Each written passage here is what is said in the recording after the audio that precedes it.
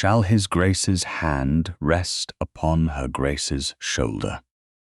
The question entered the portrait room of Hartmere House with the soft scrape of charcoal on paper, and every person present behaved as though Mr. Aldous Reed had dropped a glass goblet upon the polished floor.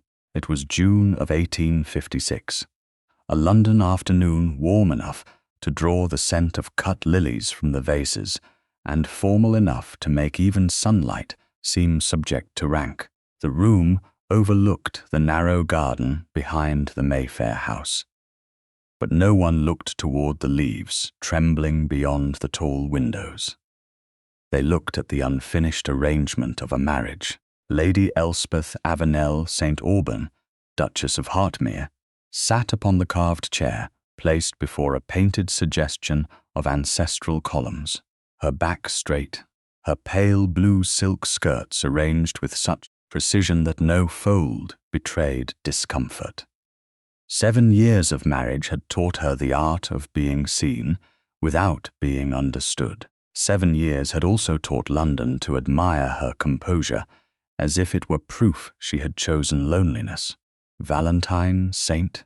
Aubyn, Duke of Hartmere, stood to her right in a coat of black wool, severe, faultless, and distant enough that the air between husband and wife appeared to belong to the house rather than to them. He had not touched her shoulder when she entered the room. He had not offered his hand when she crossed the carpet. He had not touched her in any way that could not be explained by accident, ceremony, or necessity, since the night he bowed at her bridal chamber door in 1849 and left her standing beside a candle that burned itself hollow before dawn. Mr. Reed held his charcoal suspended above the sketchboard. His face, round and anxious beneath thinning fair hair, had gone the colour of primed canvas. Near the mantel, Sir Basil Catesby leaned upon his polished cane with the tolerant expression of a man observing a family inconvenience that might become useful. His sister, Lady Belinda Catesby, stood beside the Dowager Duchess in lavender silk, every ribbon exact, every glance trained to appear sympathetic while choosing where to wound. Aurelia St. Aubyn, Dowager Duchess of Hartmere, wore black crepe softened by pearls and the old family look of a woman who believed disgrace could be defeated if everyone in a room kept their voices low enough. "Perhaps not, Mr. Reed," Belinda said at last. "Accuracy has its own elegance." Elspeth felt the words settle upon her exposed shoulder more heavily than any hand could have done. She did not flinch. A duchess did not flinch before a painter, a baronet, and a woman who smiled with her teeth hidden. Instead, she pressed the fingers of her right hand once against the seam of her glove where the stitching had tightened over her knuckles. It was a small act. Private. Almost nothing. Valentine saw it.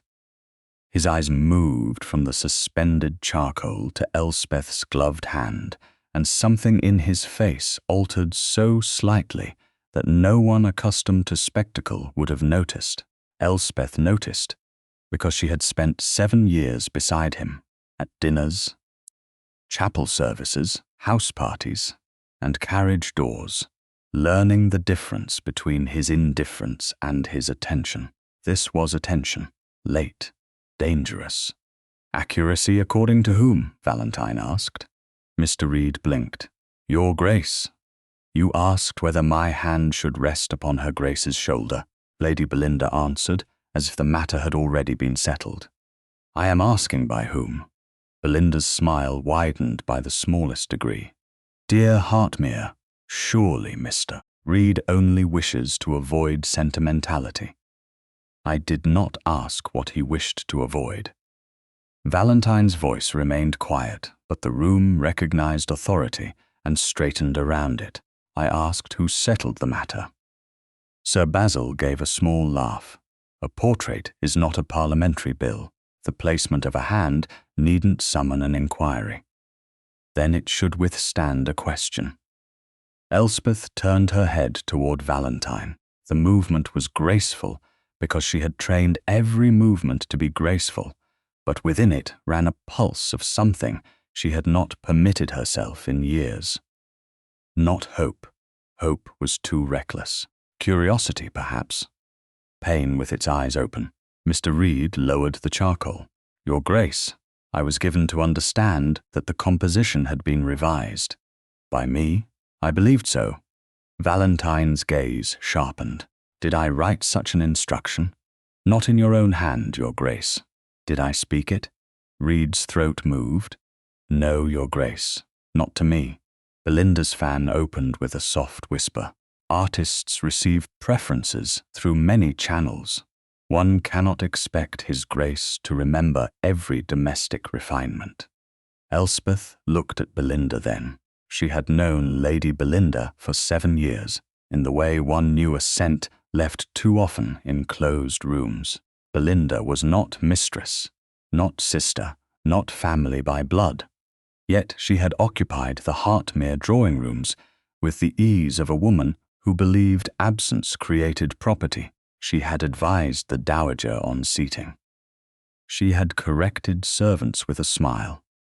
She had once told Elspeth that some women were most dignified when they did not insist upon being adored. How generous of the world, Elspeth said, to know so much without asking me. The words were mild, their effect was not. Reed looked down. Aurelia's fingers tightened upon her reticule. Basil's amusement thinned. Belinda turned to her with practiced sorrow. My dear Duchess, no one means to wound you. No? Elspeth allowed her gaze to rest on the unfinished sketch, where Valentine's drawn figure hovered apart from hers like a monument to restraint, only to describe me. Valentine looked at her then fully, and the attention she had seen in him earlier became something heavier. It did not comfort her. Comfort offered late could feel like another insult. Yet it changed the shape of the room. For years, society had treated their marriage as a closed cabinet, polished on the outside, empty within. Now the Duke himself appeared to be looking at the lock. Mr. Reed, Valentine, said, put down the charcoal. Reed obeyed instantly. The sitting is suspended until I review every instruction connected to this commission. Belinda's fan paused. Surely that is unnecessary. The Academy preview approaches, and delay invites speculation. Speculation has already been invited, Valentine said.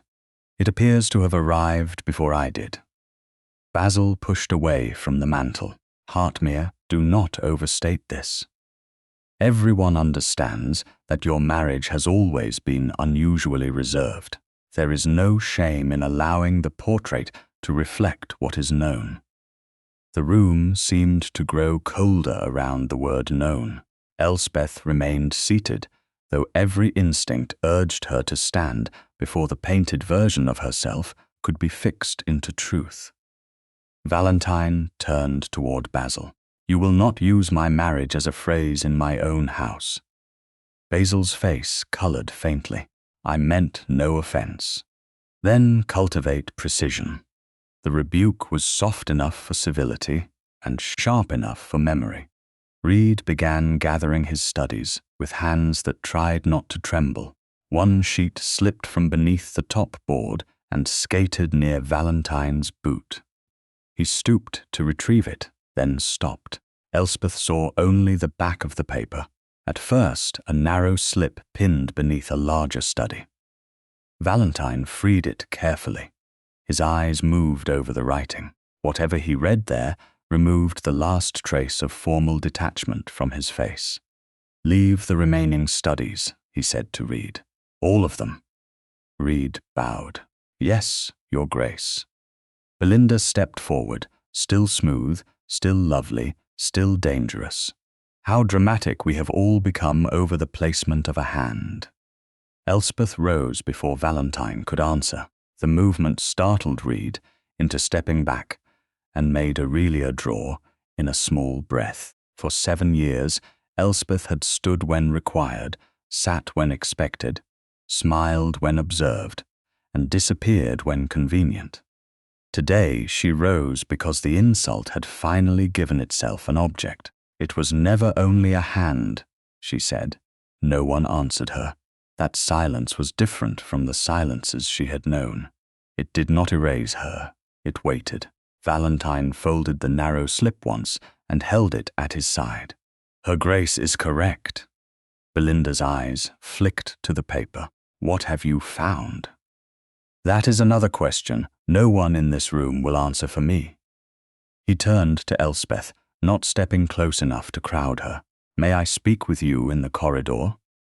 The request, not command, touched her more sharply than the question about the portrait had done. Elspeth inclined her head. "The door remains open." "Of course." They left the portrait room with the door still wide behind them and the household corridor stretching pale and quiet ahead. At that distance, the others could see them but not hear every word. It was the nearest thing to privacy a wounded reputation could safely allow. Valentine held out the slip, not into her hand, but where she could read it without touching him. The words were brief, written in a neat, unfamiliar hand. "No hand upon the Duchess. His Grace prefers the truth." Elspeth read it once, then again. The lie was elegant because it did not invent the distance. It used the distance, dressed it in his authority, and called it truth. "Did you write this?" Valentine asked. "No. Did you know of it?" "No." He looked at the paper as if it had become heavier than any document had a right to be. "Then someone has been speaking for me." Elspeth lifted her eyes to his. "Someone has been speaking for us both."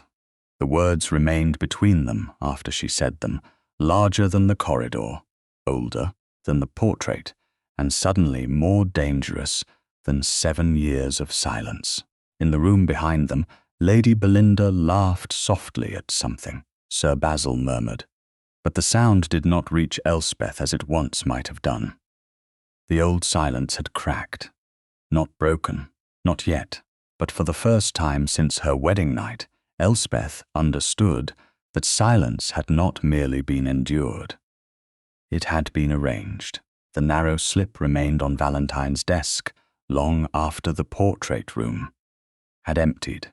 "No hand upon the Duchess. His Grace prefers the truth."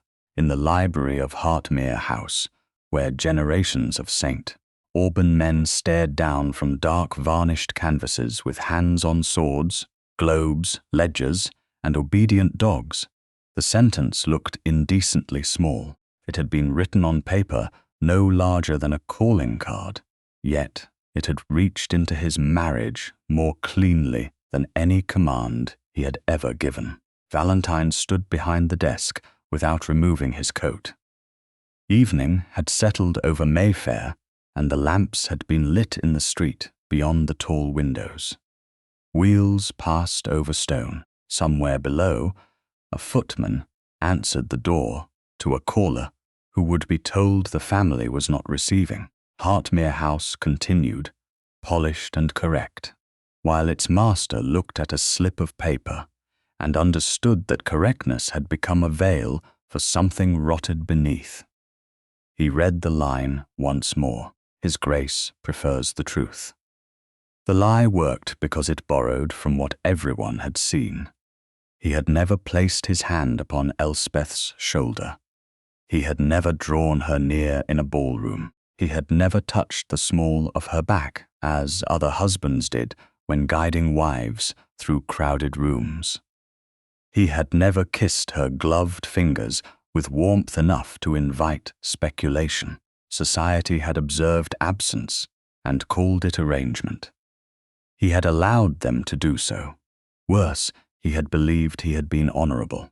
Valentine crossed to the wall of shelves and touched the brass catch concealed behind a row of estate maps. The narrow cabinet opened soundlessly.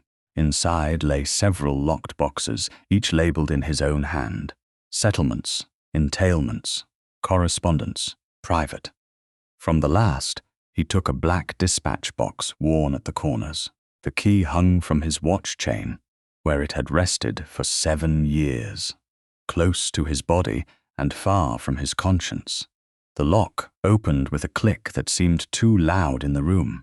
Inside were papers from his wedding week, the marriage settlement copy, letters from stewards, notes from his mother about guests, a seating memorandum for the breakfast, and beneath them, folded in the same shape in which he had found it on the night of June 14, 1849, the letter that had made a stranger of his bride.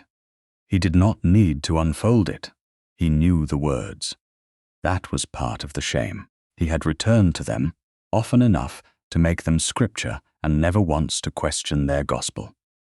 Still, he opened the paper. Your Grace, the lady enters this marriage under duty and fear. She has spoken where she believed no gentleman heard her. She asks only that she not be required to accept the intimacies of a wife. Reverence, not possession, would be the kindness she desires. To spare her humiliation, let silence be your mercy. Valentine sat only because his knees had locked with a force that made standing feel like pride. The paper had arrived in the private wedding packet, after the ceremony and before the bridal chamber. No signature, no seal. A hand careful enough to look like discretion rather than cowardice. He had been 30 then, old enough to know fear, and young enough to mistake restraint for virtue. Elspeth had been 22, pale in ivory silk, her eyes too composed for a bride and too brave for a girl, being carried into a ducal house she barely knew. He had seen the strain in her and thought the note explained it. He had told himself that a gentleman did not demand tenderness from a woman who feared him. So he had gone to her door, bowed, and said he would not trouble her. She had looked at him as if she had not understood the sentence.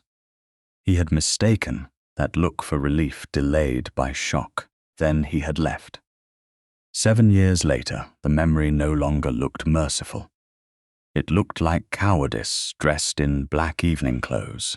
A knock came at the library door. Valentine folded the memorandum slowly, placed it beside the portrait slip, and closed the dispatch box without locking it. Enter. Hollis appeared with the rigid neutrality of a butler trained to know every crisis by the way a master held his shoulders. Sir Basil Catesby requests a few minutes, Your Grace. He says it concerns family delicacy. Valentine looked at the 2 papers on his desk. Of course he does. Show him in. Basil entered with the smile of a man who expected discomfort to make others grateful for guidance. His evening coat was correct, his gloves immaculate, his cane unnecessary. He glanced once at the desk before bowing. Not enough to read, enough to reveal interest. Hartmere, forgive the intrusion. After this afternoon's little disturbance, I thought a word between men might prevent unnecessary awkwardness. Between men, Valentine repeated. How fortunate. I had feared you came to speak for women again. Basil's smile held, though it lost warmth. Lady Belinda is distressed. The Dowager is distressed. Reed is timid enough to make a muddle of the academy schedule. One hates to see a household of your standing made ridiculous over artistic sentiment. You called it delicacy at the door. Delicacy often concerns sentiment. No, delicacy often hides interest. State yours. Basil's fingers tightened over the cane head.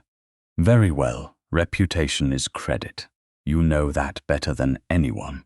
A ducal household can survive eccentricity if it is managed quietly. It cannot survive being made a subject of breakfast table speculation. The Hartmere name touches more than invitations. Northfield Canal shares, agricultural subscriptions, racing patronage. A dozen gentlemen are reassured by your steadiness. If your domestic arrangement becomes a public quarrel, confidence weakens. Valentine leaned back. My domestic arrangement. You know how London speaks. London learned its language somewhere. Basil gave a soft laugh. If you mean Belinda, you wrong her. She has done more than most to preserve your dignity and the Duchess's. Preserve, Valentine said. A popular word this evening. He touched the folded memorandum with one finger. Basil's eyes went to it and stayed half a second too long. Have you seen this? Valentine asked. I cannot answer without knowing what it is. You can answer whether you recognize the shape of a thing. Basil looked mildly offended. That is hardly a fair question. It was not intended to be fair. It was intended to be revealing. Silence gathered. Basil shifted his weight. If this is some old bridal matter, I advise caution. Women say things in fright. Men interpret them as honor. And later resentment makes everyone rewrite the past. Valentine felt the first true anger of the evening settle into clarity. You are a baronet in a duke's library discussing a duchess as if she were a defective clause in an investment scheme. Basil's color rose. That was not my meaning. Then, cultivate precision. The same rebuke he had given in the portrait room returned colder now. You will not repeat the words cold marriage, childless marriage, or arrangement in connection with her grace. Not in my house, not in your club, not to a printer, not to any anxious gentleman wondering whether his canal money is secure. Basil's pleasantness vanished. You threaten me for advising discretion? No, I remove ambiguity. If any version of this afternoon reaches London in a form that injures her grace, I will know exactly which men found profit in her humiliation. Basil bowed stiffly. You are overwrought.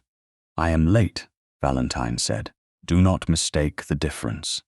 When Basil had gone, leaving behind the faint scent of expensive soap and fear disguised as offense, Valentine rang for Hollis, a messenger to Mr. Aldous Reed. He will deliver the original commission ledger to Hartmere House by 10 tomorrow morning. Not a copy, the original. Another messenger to Mr. Pym at Lincoln's Inn. He is to attend upon me tomorrow afternoon and bring a clerk capable of attesting documents discreetly. A third to Larkscombe. The steward will send the wedding household packet from June 1849 by the fastest reliable conveyance. Hollis bowed. Yes, Your Grace. And Hollis. The butler paused. No visitor connected to the Catesby family is to be admitted to the private rooms without my express permission. Very good, Your Grace. After the door closed, Valentine remained at the desk and wrote the letters himself. His handwriting did not waver, though each word seemed to expose another failure. Reed, Pym, Larkscombe. The machinery of rank could move quickly when a duke required it. How slowly it had moved when a wife merely suffered inside its silence. Near 9 o'clock, Valentine took the folded memorandum and crossed the corridor toward Elspeth's morning room. The house had quieted into the hour when servants moved softly, and family members pretended privacy was peace. Her door stood open. She sat at a small writing table in deep blue silk, household accounts arranged before her in neat columns. She looked up before he knocked upon the frame. Your Grace, not Valentine. He deserved no better. May I speak? He asked. She glanced toward the open door, then back to him. From there, he remained outside the threshold. I have sent for Reed's original ledger, Mr. Pym, and the Larkscombe wedding packet. There is another paper. It was delivered on our wedding night. It concerns you. I believed it. Elspeth's face did not change, but the hand holding her pen became still. Written by whom? I do not know. Believed by you? Yes.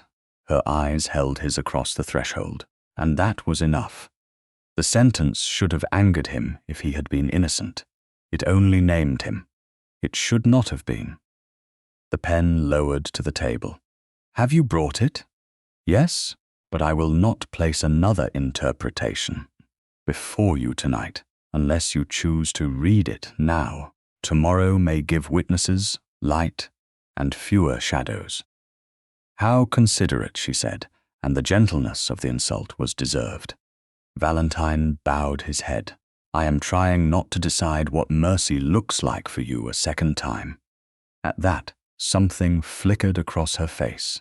Not forgiveness, not softness, recognition that he had at least found the correct wound to name. Tomorrow, she said, I will read what governed my life tomorrow. Do not protect me from the truth. I won't. The contraction, plain and human, left him before ducal formality could prevent it. Elspeth heard it. Her gaze shifted, not warmer, but sharper. Then bring it in the morning, and bring no excuse with it. No excuse, he said. He left the memorandum folded in his hand and did not cross the threshold. Behind him, in the library, the portrait slip waited beside the open dispatch box. Before him, in the morning room, his wife sat with a pen, accounts, and 7 years of unanswered questions. For the first time, Valentine understood that the distance between them had never been empty. It had been filled, word, by someone else. The brush meant for Elspeth's wedding night was still wrapped in tissue 7 years later. Mrs. Haynes found it at the bottom of the old trousseau drawer shortly after 9 the next morning. Beneath, a folded length of unused lace, a sachet that had lost nearly all its lavender, and a pair of white silk stockings yellowed faintly by time rather than wear. The maid had been looking for a blue ribbon to mend the sleeve of her Grace's morning gown. But her hand stopped when the pearl handle appeared through the fragile paper. For a moment, the dressing room of Hartmere House seemed to forget the sounds of the waking household beyond its door. No footman crossing the passage. No wheel turning in the street below. No soft tap of rain against the high window. Only that object, small and delicate, lying where a young bride's hope had been placed and never retrieved.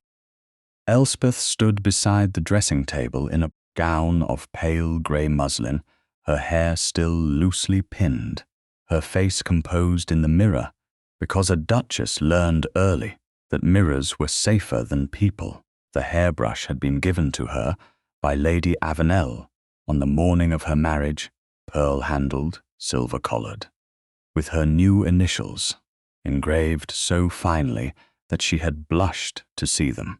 For the first evening, her aunt had whispered, pressing the wrapped gift into her hands with the soft embarrassment of women who could bless tenderness only indirectly. That evening had never become an evening at all.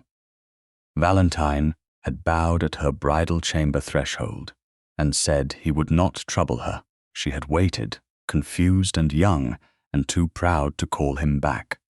After that, the brush had been put away by someone's careful hands. Perhaps her own, perhaps a maid's. She no longer remembered. That frightened her more than the object itself. "Shall I put it back, Your Grace?" Mrs. Haynes asked. Elspeth looked at the tissue. "No." The answer surprised them both. Mrs. Haynes stilled. "Leave it there." "Yes, Your Grace." The brush remained exposed in the drawer, not yet touched, not yet forgiven for what it represented. A knock came at the outer door. It was not the brisk tap of a servant with pins or linen. It was measured, restrained, and unmistakably masculine. Mrs. Haynes looked toward Elspeth. Elspeth's gaze remained on the mirror. "Who is it?" "Hartmere," Valentine said from the passage. "I have brought the paper I mentioned last night. I will not enter, unless you permit it." The words moved through the room with a strangeness that was nearly intimate because they refused presumption. 7 years ago, he had come to a threshold and decided for her. This morning, He stood outside another and asked. Elspeth turned from the mirror. Open the door, Mrs. Haynes. Remain in the room.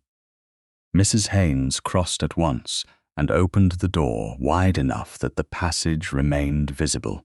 Valentine stood beyond it, in mourning black, the folded memorandum in one hand, and no hat in the other.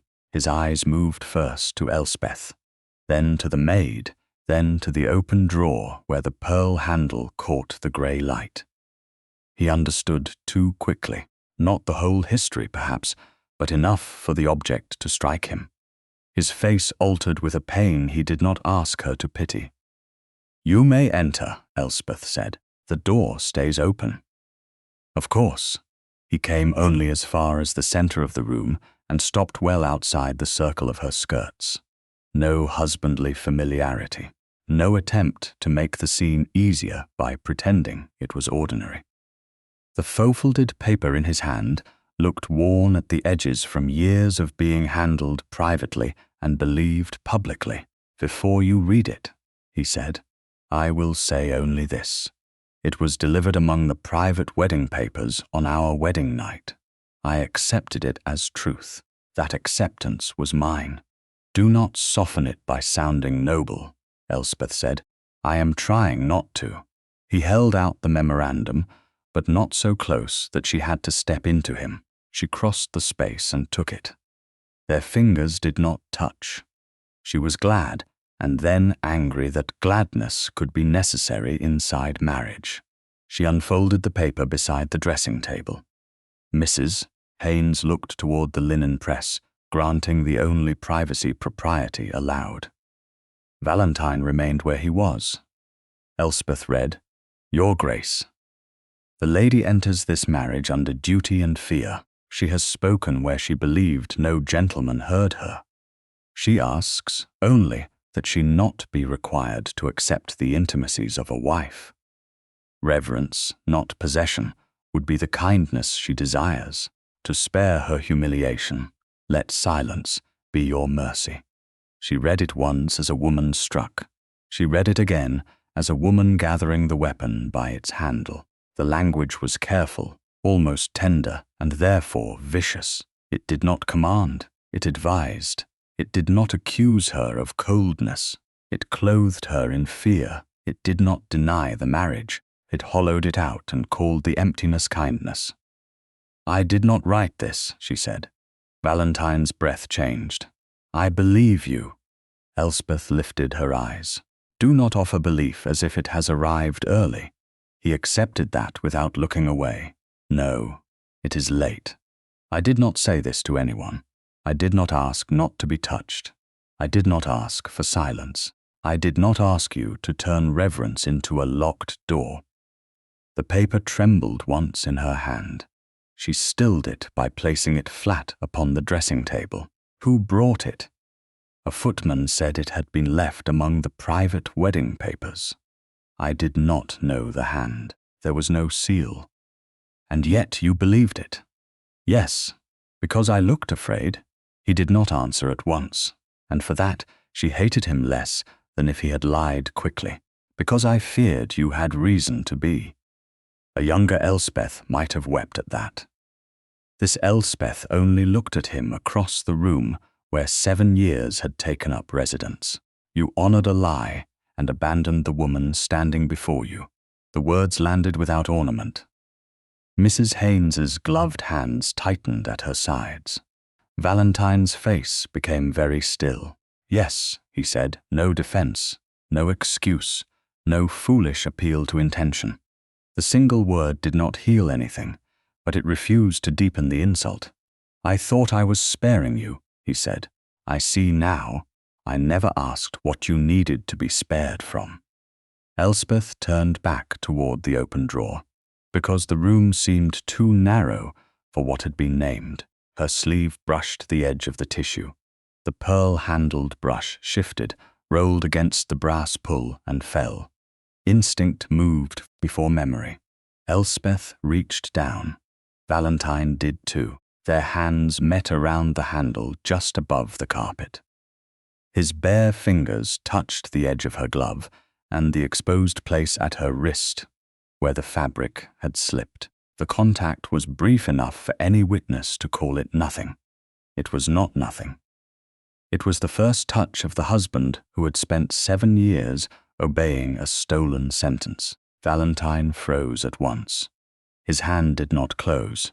He did not claim the brush from her, did not trap her fingers, did not speak over the shock. He waited. Elspeth looked from his hand to his face. In the old portrait sketch, his hand had been removed before it could touch her shoulder. Here, in life, his hand waited to be refused. She withdrew first. He released the brush immediately. She picked it up alone and laid it upon the dressing table beside the memorandum.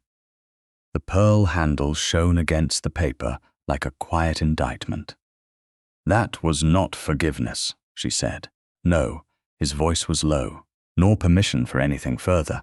I know." He paused. "But it was more than I deserved to be allowed even by accident." The honesty unsettled her because it did not ask to be rewarded. Before she could answer, footsteps sounded in the passage. Hollis stopped at the open door and bowed with the controlled unease of a butler who had been told to deliver truth into a room already crowded with it. "Your Grace, Mr. Reed's messenger has arrived with the original commission ledger." Valentine looked to Elspeth, not to Hollis. "Shall it be brought here?" She looked at the memorandum, then at the brush. Yes. The ledger arrived wrapped in brown cloth and smelling faintly of leather, dust, and studio oil. The messenger withdrew after receiving no coin directly, as Hartmere servants understood such matters better than strangers. Valentine placed the ledger upon the small table near the window and stepped back. "You should open it." Elspeth did. Reed had marked the section with a narrow ribbon. Her fingers turned past Lady Ormond's child portrait, Sir Halverton's military study, a half-finished note on a judge's commission. Then came the place where the Hartmere entry should have been. A page had been cut cleanly from the binding. Not torn, not loosened, removed with a sharp blade and a steady hand. The remaining edge lay pale and narrow against the stitching. The next page continued with another commission, as if nothing had been lost. Elspeth touched the cut edge with one fingertip. Valentine came nearer, but stopped before his sleeve could brush hers. "The Hartmere page," he said. "Gone." "Not gone," Elspeth answered. "Taken." The room tightened around the word. A false paper had stood in place of her voice. A portrait instruction had removed her husband's painted hand. Now the ledger that should have recorded who ordered the removal had been opened and silenced. Valentine looked from the cut page to the memorandum, then to the pearl-handled brush lying bare on the dressing table. Elspeth saw the chain form in him. Paper had shaped the marriage. Paper had altered the portrait. Paper had now disappeared before it could confess. "Then we begin," he said, "with the person who feared that page." Elspeth closed the ledger carefully. "No, Your Grace. We begin with the fact that I will read every word used to shape my life before anyone else decides what it means." Valentine bowed his head, not as a duke humoring a wounded wife, but as a man surrendering the right he had never truly possessed. "Yes," he said. The pearl-handled brush remained unwrapped beside the false memorandum, and the cut ledger waited on the table like a witness whose tongue had been removed. By the time the Hartmere carriage drew up before Mr. Aldous Reed's studio, Elspeth had already decided that she would not allow the place to become another room where men spoke gently over her life. The ledger lay in a leather case upon the seat between her and Valentine, its missing page protected by a strip of clean paper Mrs. Haynes had placed there with the solemn care of a woman covering a wound. Mrs. Haynes sat opposite them, eyes lowered, hands folded, the perfect picture of servant discretion. Yet Elspeth had begun to understand that quiet women noticed more than society could afford to imagine. London pressed close beyond the carriage windows. Reed Street was narrower than Mayfair, lined with respectable brick fronts and tradesmen's signs. But even there, the day seemed to lean toward the Hartmere crest, painted on the carriage door. Rank had a way of arriving before the person who bore it. Elspeth looked at the leather case. "You told Mr. Reed we were coming." Valentine sat across from her, gloved hands resting on his knees, every inch the Duke, and yet not quite the man she had known before the portrait room. Something in him had become less polished and more watchful. "I told him the ledger page had been cut, and that we required every sketch made before the revision." "Did you tell him I would ask questions?" He looked at her, and the pause between them was not empty. It was correction being made before error could harden. "No, I should have. I told him we would hear the answers." "That is not the same thing." "No," he said, "it is not. Ask what you wish. I won't speak over you." The promise had no warmth in it, not because it was cold, but because it did not decorate itself. Elspeth found that steadier than apology. The carriage stopped. Valentine descended first and turned toward the step. He did not raise his hand, as though the right to assist her came with marriage. He stood where propriety placed him and waited where choice could reach him. "May I offer my arm?" he asked. The question should have been simple. It should have meant nothing more than cobblestones, skirts, and the short distance to a studio door. Instead, it gathered 7 years around itself. Elspeth looked at his dark sleeve. She thought of the hand erased from the portrait. The hand that had released the hairbrush, the hand that had held a lie too long, and now did not presume to hold her at all. She placed her gloved fingers lightly upon his arm. Only there, only because she chose. "Thank you," she said. "You needn't thank me for what should always have been offered correctly," he replied. She almost withdrew, not from anger, but from the dangerous ache of hearing truth without defense. She kept her hand in place until they reached Reed's door. Then she released him before the painter opened it. The studio smelled of linseed oil, turpentine, wet plaster, and nervous sleep. Reed must have spent the night searching, because canvases stood dragged from their stacks. Grey paper lay sorted across a long table, and charcoal dust darkened his cuffs. Tall north windows poured pale light upon unfinished faces. A countess with only one eye complete, a child holding the ghost of a hoop, a judge whose mouth still lacked severity. Against the far wall, turned away as though ashamed, stood the unfinished Hartmere portrait. Reed bowed too deeply. "Your Graces, Mrs. Haynes, I have touched nothing since your message beyond separating what may be relevant."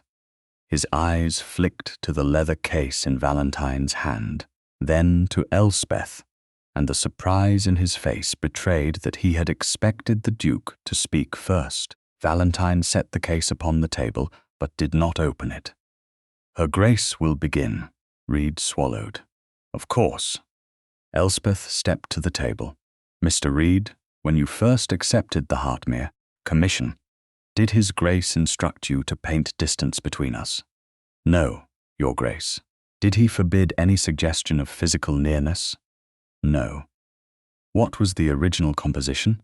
Reed drew one sheet from a stack and hesitated. Elspeth waited until he understood that hesitation would not save him. "His Grace standing at Your Grace's right," he said. Formal, restrained. His hand suggested near the back of the chair, perhaps near the shoulder, not resting heavily. A united ducal portrait, not a sentimental domestic one. "United," Elspeth repeated. The word did not comfort. It showed what had been removed. Who brought the revised instruction? Reed's face tightened with shame. Lady Belinda Catesby. The name entered the studio cleanly and did not fade. Mrs. Haynes lowered her eyes. Valentine remained still beside the table. Elspeth did not look at him. What precisely did Lady Belinda say? That your Grace would find any suggestion of nearness distressing, that the portrait should preserve the dignity of the known domestic arrangement. Known by whom? Reed's hands moved together. She did not say. Did she say she had asked me? No, your Grace. Did she say His Grace had asked me? Reed looked miserable. No. Elspeth let that answer stand long enough to become uncomfortable. Then a lady outside my marriage instructed you on what my body would find distressing, and you accepted it as artistic direction. Reed bowed his head. Yes, your Grace. The answer did not satisfy her, but honesty had its own uses. Show me the first studies. Reed crossed to a stack of blank canvases leaning near the wall. He lifted one away and revealed a packet wrapped in grey paper, hidden behind the canvas as though waste had learned to fear daylight. He brought it to the table and unfolded it. The first hidden charcoal study showed Elspeth, seated much as she had sat in the portrait room, chin lifted, hands composed in her lap. Valentine stood to her right. His sketched hand hovered near the curve of her shoulder, neither claiming nor touching, simply present enough to say that rank had not erased all human connection. Then, across the hand, the charcoal had been rubbed out. Not fully. The ghost remained in pressure and shadow, a near tenderness punished before it became paint. Elspeth felt the force of that small absence more sharply than she expected. It was not a memory because Valentine had not stood that way behind her, yet someone's first artistic instinct had allowed them a closeness life's had denied, and someone else had ordered even the possibility destroyed. Who ordered the erasure?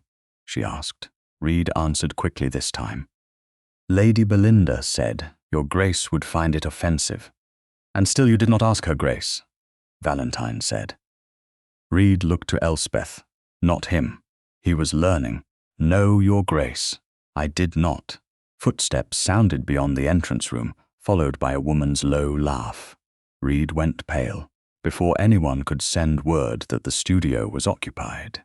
Lady Belinda Catesby entered in lavender silk, her bonnet ribbons tied with delicate precision beneath her chin. Sir Basil followed, cane tucked under one arm, the picture of polite concern.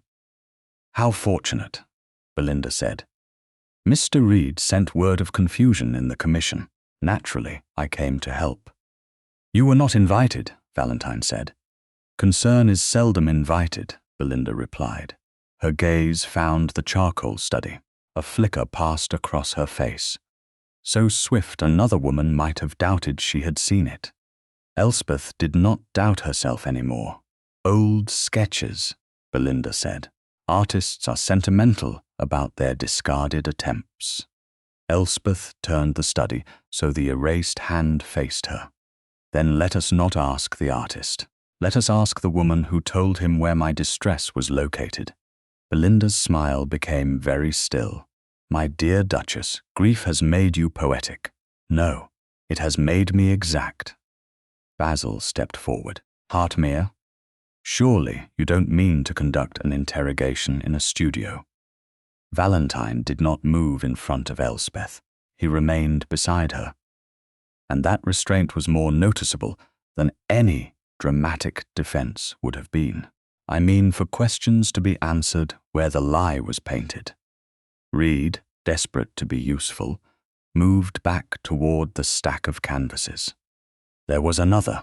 I thought it had been discarded, but I found it wedged behind a stretcher after your Grace's message. He drew out a second sheet, bent at one corner and dusted with charcoal.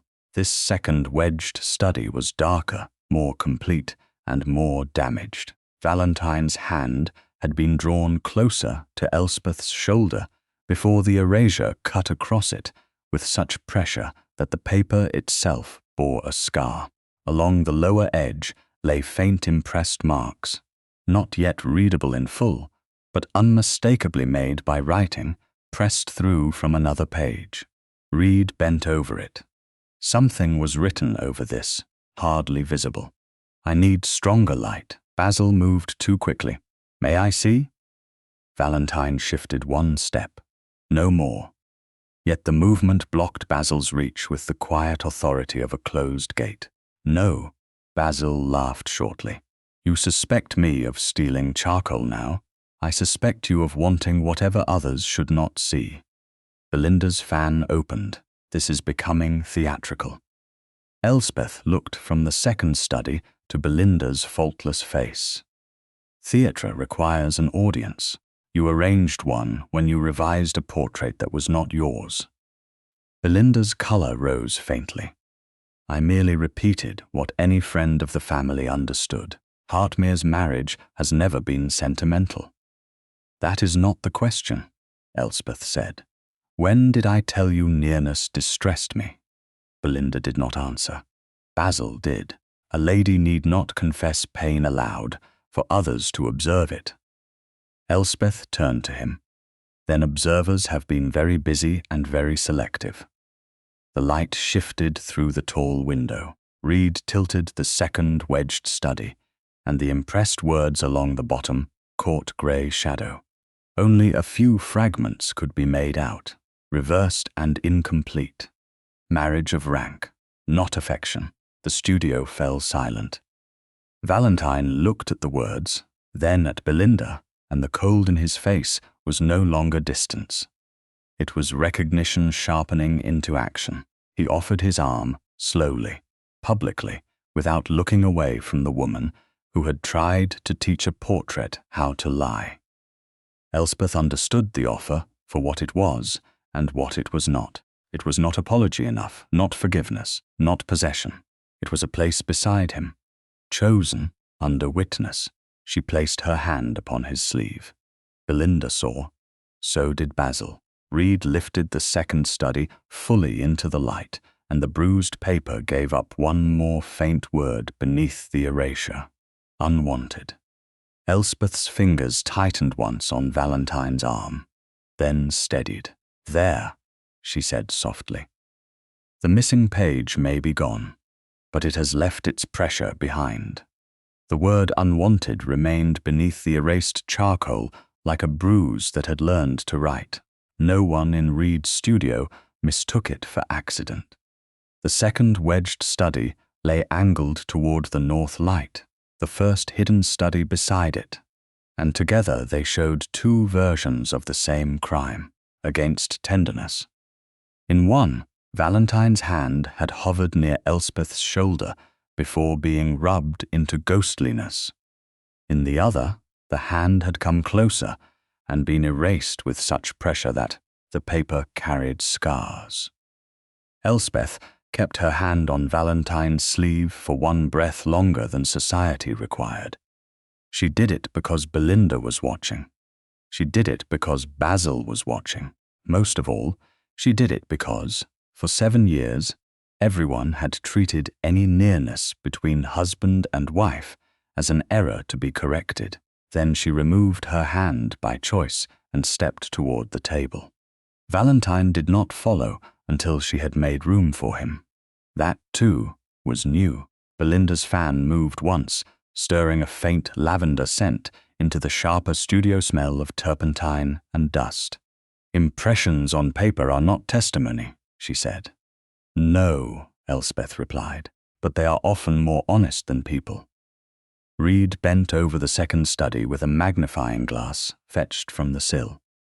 "Marriage of rank, not affection, unwanted," he swallowed. "Those are the only words I can make out clearly. The rest is too faint." The missing instruction page was written over this study.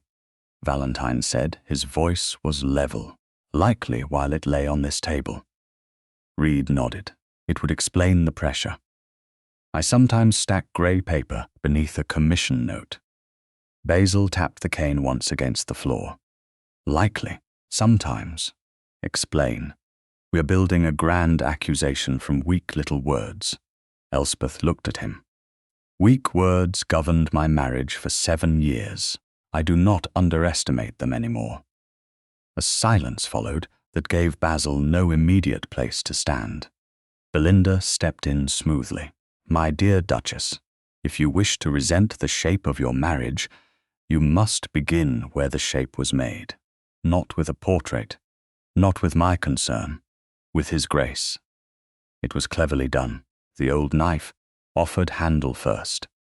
Blame Valentine, and let Belinda vanish behind the wound he had made possible. Elspeth felt the pull of it because it was not false. Valentine had believed. Valentine had not asked. Valentine had left her at the threshold of marriage and called it mercy. But truth divided badly when used by liars. She turned toward him. Did you ever ask me whether I wished to be left alone? The question did not strike loudly. It entered Valentine like a key turning in a lock he had spent years pretending did not exist. Reed looked down at once. Mrs. Haynes turned her face toward the window. Belinda watched with bright, interested eyes, waiting for marital pain to do her work. Valentine did not look at Belinda. He looked only at Elspeth. No. One word. No explanation. No appeal to honorable intention. Elspeth had known the answer, yet hearing it loosened something in her chest that hurt more than anger. A young bride had sat by candlelight. A pearl-handled brush somewhere in tissue. A husband outside her door, deciding that silence would be kind. No one had asked the bride. Then that is the first truth this portrait failed to show, she said. Valentine inclined his head. Yes. Belinda's mouth curved. At last, an agreement. Valentine turned to her then, and his stillness acquired edge. Do not mistake my confession for your innocence. Her smile thinned. Basil gave a soft laugh, too controlled to be careless. Innocence requires a charge. So far I hear hurt feelings, damaged sketches, and the embarrassing discovery that a cold marriage looks cold when painted. You hear what profit permits, Valentine said. Careful, Hartmere. Basil's voice lowered. Family quarrels can spill into wider accounts. Elspeth heard Part 2's echo in that. Reputation is credit. Northfield Canal shares. Racing patronage. Gentlemen reassured by Valentine's steadiness. Basil did not merely fear scandal. He feared the loss of a structure built upon Valentine's name. Mr. Reed, Elspeth said, turning away from Basil before his warning could fill the room. When Lady Belinda brought the revised instruction, was she alone here? Reed rubbed his thumb against charcoal on his cuff. For several minutes, yes. I went below to fetch additional grey paper. My assistant had been sent out. Did she have access to the ledger? It was open on this table. And after yesterday's sitting? Valentine asked. Reed's expression worsened. Sir Basil returned near dusk. Basil's cane stilled. I came on my sister's behalf. She feared she had misplaced a handkerchief. There was no handkerchief, Reed said, not loudly, but with a sudden exhausted courage. And while Sir Basil waited in the entrance room, a crate of frames arrived below. I had ordered no such delivery for that hour. My assistant called me down. Sir Basil was alone for a few minutes. Basil's face hardened.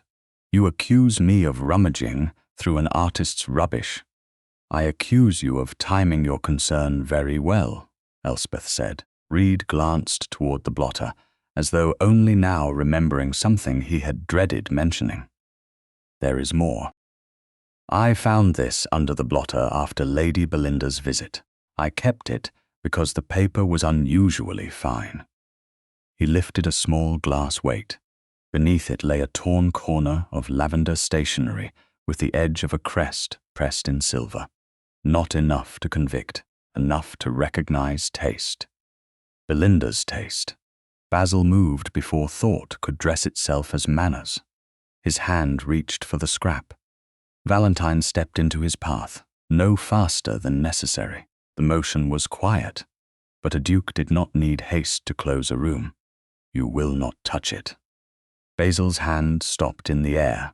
If it bears my sister's crest, I have a right to see whether it has been misused. You may look at it from where you stand. You suspect forgery? I suspect desperation. Basil's jaw tightened. Dangerous word. Profitable word, Elspeth said. Belinda turned to her.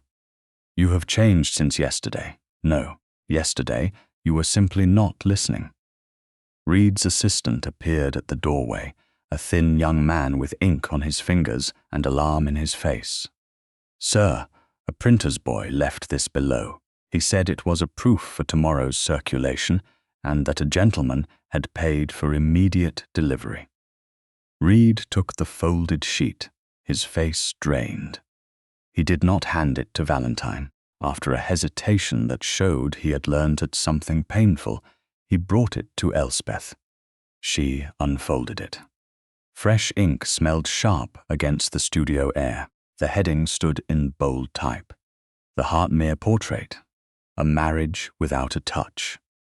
The paragraph beneath suggested, with graceful malice, that the Duchess of Hartmere's recent distress over a portrait might arise not from mistreatment, but from the inconvenient exposure of an arrangement long privately preferred. It praised discretion. It praised restraint. It hinted that sympathy given to a lady late in life was often wasted if one did not first ask whether her loneliness had been self-selected. Elspeth read it to the end. Then she folded it once, carefully, because fury should not be permitted to make evidence untidy. How thoughtful, she said. My humiliations has been edited for morning tea. Belinda's fan stopped. Basil looked at the proof, then away. Valentine held out his hand, then paused before taking the sheet from Elspeth. May I? The small question mattered in a room full of stolen authority. Elspeth gave him the proof. He read it, and the cold in his face deepened into something that would have frightened a wiser man than Basil. The printer will be found. Yes, Elspeth said, but not first. Valentine looked at her. She nodded toward the torn lavender stationery, the erased studies, the cut ledger, and the printed proof. First, Mr. Pym sees each thing where it lies. Nothing is moved before its place is known. Reed bowed. I can send for him. Already sent for, Valentine said. His clerk may arrive before he does. Elspeth looked at him. You sent for Mr. Pym last night? Yes. Before asking me what I wanted done with evidence concerning my life. A muscle shifted in his cheek. Yes. The admission was immediate. That softened nothing, but it stopped the wound from being widened. Then hear me now, she said. The studies remain here under watch. The stationery remains beneath glass until Mr. Pym notes it. The proof is preserved. And if this sheet prints tomorrow, I will not disappear from the Royal Academy preview because London has been taught to stare. Belinda laughed lightly. You would attend after that? Especially after that. Basil shook his head. A woman in distress often mistakes exposure for courage. Elspeth turned fully toward him, and men in debt often mistake silence for consent. His face changed. Not much. Enough. Valentine saw it too. So did Belinda, whose eyes flashed toward her brother with the first spark of fear Elspeth had seen in her. Reed's assistant came closer, encouraged by the shift in the room. Sir, there is a darker smear inside the portfolio. I thought it was old charcoal, but it is compressed, not vine. It was not there before yesterday. Reed opened the portfolio flap. Along the inner leather seam, a black mark ran like a dragged thumb. He touched it with a cloth, then showed the residue. Someone handled the studies after I hid them, or searched for what the studies had kept, Elspeth said. Basil's cane tapped once more, but this time the sound lacked rhythm. Valentine looked at Elspeth before speaking. With your agreement, a clerk stays here, not to remove the portrait, to witness it. Agreed. He turned to read. No visitor connected to the Catesby family enters without witness. Belinda's face went smooth again. How severe! You will make ordinary concern look criminal. No, Elspeth said. Ordinary concern asks questions before cutting women out of their own lives. For the first time, Belinda had no ready answer. The studio held the silence like a breath. Elspeth looked at the unfinished portrait, turned toward the wall, then at the printer's proof in Valentine's hand. If the world means to make my marriage an exhibit, she said, then I will attend as its living witness. Valentine's instinct rose in him. She saw it before he mastered it, the impulse to forbid pain, to protect by enclosing. He stopped it. They will try to wound you, he said. They already have. Then I will stand with you. No. His eyes came to hers. Elspeth spoke gently, because the correction mattered too much for anger. You will stand beside me, not before me, not over me, not where the room can pretend I have no voice. Valentine bowed his head. Beside you. The word changed the air more than any vow had done between them. Belinda closed her fan with a click. A touching arrangement. Elspeth looked at the erased hand, the torn lavender paper, and the proof that would carry her loneliness through London by breakfast. No, she said. An arrangement is what others made. This is a decision. Outside, the printer's boy was gone, but the road still held the faint marks of carriage wheels. Whoever had sent the proof wanted her frightened before the preview. Instead, the warning had given her a stage. By breakfast, the next morning, London had learned to call Elspeth's loneliness elegant. The scandal sheet arrived folded beneath a bookseller's wrapper on a silver tray, laid between the coffee pot and a dish of untouched peaches, as if Malice had been invited to sit with the family. Hollis presented it to Valentine first. Because the habits of Hartmere House still moved toward the Duke before remembering the Duchess had a name. Valentine did not take it. He looked across the table at Elspeth. She wore dark green silk, high at the throat, with no jewel but her wedding ring. The pearl-handled hairbrush remained upstairs, upon her dressing table beside the false memorandum, unwrapped now and impossible to make innocent again. It was addressed to the house. Hollis said, careful as ever. Elspeth held out her hand. Then the house may begin with me. The butler placed the sheet before her. Valentine's fingers flexed once against the tablecloth, then stilled. He was learning not to reach first. Aurelia, at the far end of the table, lowered her cup without drinking. Belinda had not been admitted that morning. No Catesby visitor had passed the private threshold. Yet her absence seemed almost fragrant in the room, like lavender left too long in a closed drawer. Elspeth unfolded the sheet. The ink was fresh enough to smell faintly sharp. The heading had not changed from the proof delivered to Reed's studio. The Hartmere portrait. A marriage without a touch. Beneath it, the printed paragraph had grown more polished overnight. A nameless writer praised the dignity of ducal restraint, hinted that the Duchess of Hartmere had long preferred a marriage of reverence, and suggested that recent distress over a portrait was less innocence wounded than arrangement exposed. The words moved with the oily confidence of gossip that believed itself too refined to be vulgar. Elspeth read to the end. No tremor crossed her face. That restraint, she realized, was part of what had condemned her. People had mistaken survival for agreement. She set the paper down. "Read it aloud." Valentine looked at her. Elspeth. Her name in his mouth was rare enough to disturb the air. The dowager glanced up sharply. Elspeth did not. "Do not make my humiliation gentler by keeping it quiet." Valentine accepted the rebuke. He lifted the sheet and read every sentence. His voice did not hurry. When he reached the phrase "marriage of reverence," Aurelia's eyes closed briefly. When he reached "arrangement exposed," Hollis, still waiting near the sideboard, became so still that he appeared carved into duty. Valentine finished and placed the sheet beside his plate as though it were something unclean. "The printer will receive notice before noon." "Yes," Elspeth said, "and Mr. Pym receives the original. Already arranged. The original, not a copy." "The original," he said, "after you have marked how it arrived."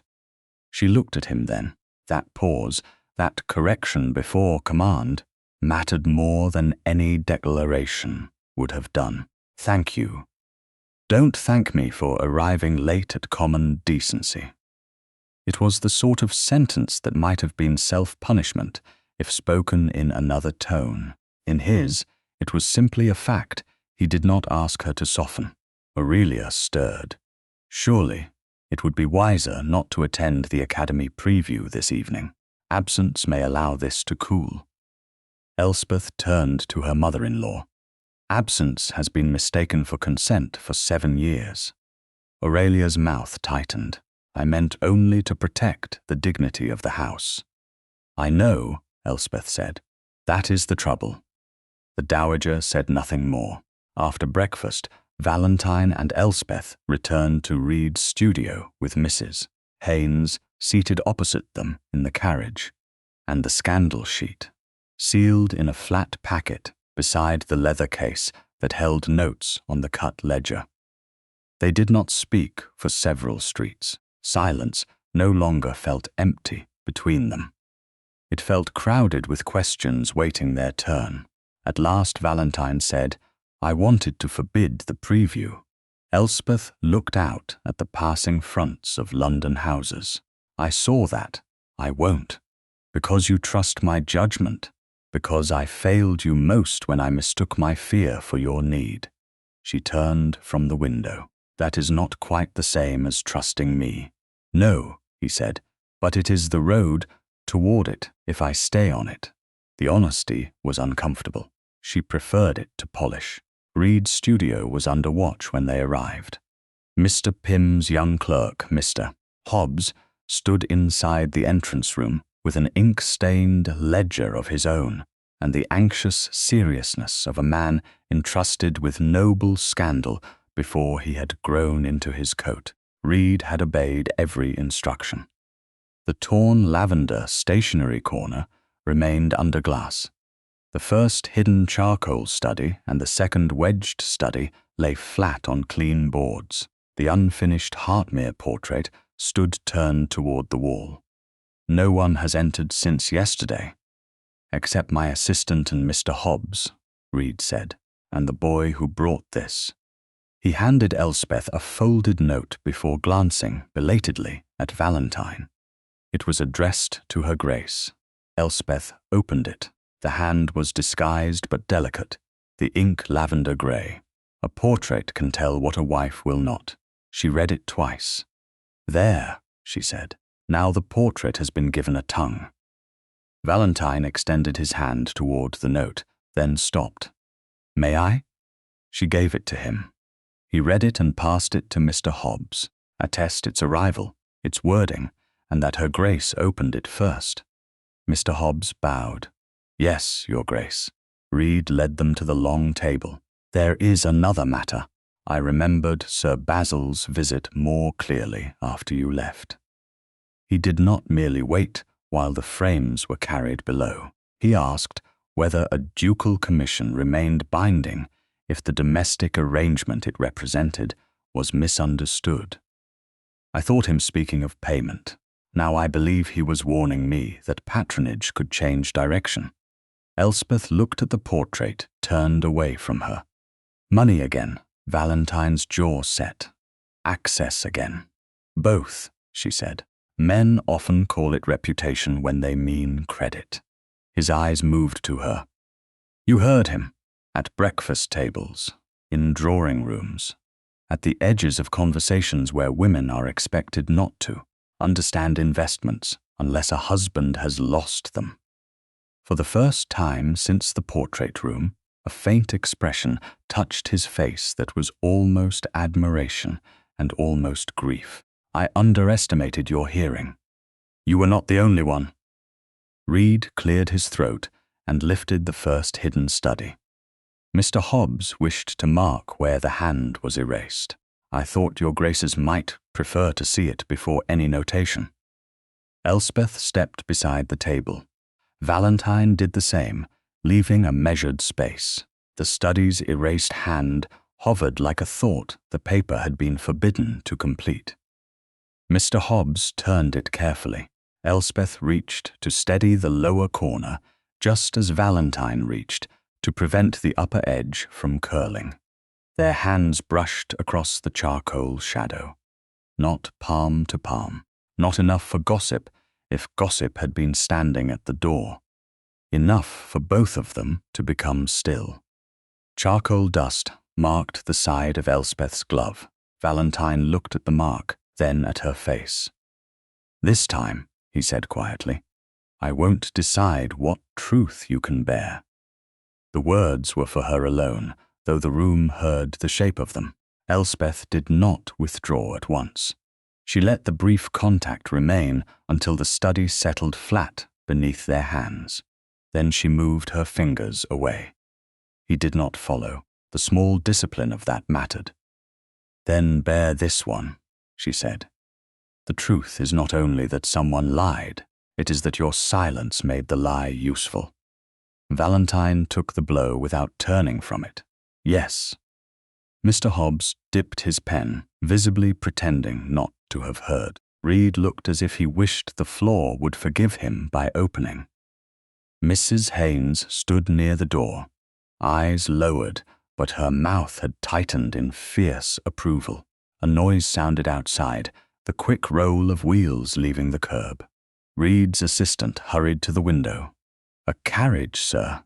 Dark blue panels, no crest visible. Valentine crossed to the window, but did not leave the room. Which direction? Toward Piccadilly. Mr. Hobbs sealed the note in a paper sleeve. The hand is similar neither to the printer's proof nor the ledger entries, Your Grace. Disguised, perhaps, or copied by someone paid not to understand it, Elspeth said. Valentine turned back. The preview is tonight. They want you frightened before you arrive. Then their timing is poor. She looked at the portrait, then at the scandal sheet packet, then at the note. Fear is easier when one is alone. He understood the dangerous tenderness in that sentence before she could regret saying it. He did not step closer. You won't be. It might have sounded like possession once. Now it sounded like a promise waiting for her terms. Beside me, she said, not between me and the room, beside you. Reed's assistant, still at the window, spoke again. There is something else, sir. The boy who carried the note had a ribbon at his sleeve. Lavender, I think. Reed shut his eyes. Elspeth almost smiled, though there was no amusement in it. Belinda could not resist signature.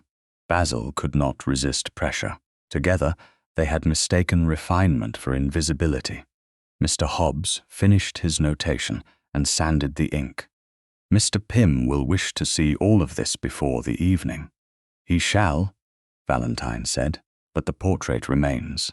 Elspeth's gaze sharpened. You would still show it? No, he said. I would ask whether you choose to let London see the lie before we show them who taught it to speak. For a moment, Reed's studio seemed to hold more light than the windows allowed. Elspeth thought of the girl in ivory silk who had not been asked. She thought of the woman in a portrait whose shoulder had been emptied by instruction. She thought of the printed sheet, lying like poison in its packet. "Yes," she said, "let them see it. But when they do, I will be standing there alive." At the door, the carriage wheels had already faded into London noise. The note remained behind in its sleeve. One more small, careful cruelty preserved before it could vanish. By evening, the portrait would have an audience. This time, Elspeth intended to answer it. The Royal Academy's private preview had been arranged to flatter wealth, talent, and the quiet violence of being seen by the right people in the right room. By the time Elspeth entered that evening, the galleries were bright with gaslight and voices, the varnished floors reflecting silk skirts, black evening coats, diamonds, medals, and the polished impatience of those who had come to judge pictures while being admired themselves. She wore pale silver silk because she had chosen it. After rejecting the blue gown laid out by habit, it did not soften her. It made her look like moonlight held upright. Mrs. Haynes had fastened the last hook with hands steadier than her own, and Valentine had waited in the corridor of Hartmere House until Elspeth opened the door. He had not looked past her into the room. He had not asked whether she was certain, in a tone meant to make refusal sound-wise. He had only said, "The carriage is ready when you are. Not mine, not ours, ready when you are." It was a small correction, but Elspeth had carried it with her through the ride. Now, beneath the Academy's high ceiling, with painted saints, generals, widows as landscapes, and children staring from gilded walls, Valentine stood at her side and offered his arm before the crowd could close around them. "May I?" he asked quietly. The words reached only her. Elspeth looked once at the room. She saw Lady Belinda Catesby near a group of matrons in pearl-trimmed caps, lavender silk unmistakable even beneath the gaslight. Sir Basil stood not far away, laughing with two gentlemen whose fortunes had lately become very interested in Hartmere steadiness. Mr. Reed hovered near the entrance to the main gallery, pale and apologetic. A few acquaintances turned their heads, then looked away with that special quickness by which society proved it had already heard everything. Elspeth placed her gloved hand upon Valentine's arm. "Beside me," she said. "Beside you," he answered. They moved together into the central gallery. For several steps, nothing happened. That was almost worse. People bowed, murmured, measured the exact distance between husband and wife, and smiled as if cruelty became less vulgar when distributed thinly among many mouths. Then Elspeth saw the portrait. It had been hung more prominently than Reed had expected. Between a naval victory and a winter landscape, its unfinished state disguised by placement and flattery, the painted Elspeth sat composed and beautiful, her shoulder empty, her hands folded with cold obedience. The painted Valentine stood apart, powerful and untouched by need. Even incomplete, the work knew how to wound. Beneath the frame, on a small card not matching the Academy's printed hand, someone had placed a caption in dark ink. "The Duchess, who preferred reverence to marriage." For one breath, the gallery disappeared. Elspeth heard only the sentence, as if the false memorandum had learned to speak aloud through a wall full of strangers. Reverence, marriage, preferred. 3 words stolen, polished, and set beneath her like a label on a specimen. Her fingers tightened on Valentine's arm. He felt it. She knew because his body changed beside her. Not moving forward, not pulling her away, but ready. The old Valentine might have removed the card, ordered the portrait, covered, and called the retreat protection. This Valentine's stood still because she had told him where to stand. "Elspeth," he said, low enough for her alone. "Not Duchess, not your Grace." Her name offered without command. She released his sleeve. The motion was deliberate. His arm remained where it was for half a second, then lowered. She stepped toward the portrait alone. Conversations faltered, first nearest the wall, then outward like a ring spreading in water. Reed moved as if to intercept her. Valentine's glance stopped him. Belinda's fan opened. Basil's smile sharpened. Elspeth reached the small card, lifted it from beneath the frame, and turned so the gallery could see it in her hand. "How tidy," she said. Her voice did not need to rise. People leaned toward restraint more eagerly than shouting. A marriage reduced to a caption. A woman reduced to a preference. A wound polished until it looks like taste. A lady near the navel painting drew in a breath. Basil stepped forward with the practiced air of a man rescuing decorum from a woman who had found language inconvenient. "Duchess, surely this is not the place." Elspeth looked at him. It became the place when someone made it one. Belinda came nearer, every movement smooth. "My dear Elspeth, no one intended offense. The phrase is unfortunate perhaps, but it reflects what has long been understood." "Understood by whom?" Elspeth asked. Belinda's eyes flicked to the card. "By those who have cared enough not to embarrass you." "Then care has been very industrious." A faint murmur followed. Elspeth raised the card slightly. "This says I preferred reverence to marriage. I did not write it. I did not speak it. I did not authorize it beneath my portrait. No woman should be praised for a loneliness she never chose." The words struck more deeply than anger because they left no room for elegant misunderstanding. Across the gallery, an older lady lowered her lorgnette. Reed closed his eyes. Valentine remained beside, not before. Yet every person in the room knew that the Duke of Hartmere heard and did not silence his wife. Basil's jaw tightened. Private matters are rarely improved by public declarations. "Private matters," Elspeth said. She turned the card so its ink faced him. This was placed under a public portrait in a public gallery before witnesses. "My silence was removed from private rooms long before I entered this one. I am merely retrieving it." Belinda's smile had not vanished, but it had become a smaller thing. "You speak as if the sentiment were invented. A young bride frightened by duty may say many things. A gentleman may honor them too rigidly. Later, pain may color memory." Valentine's head turned toward her, slowly.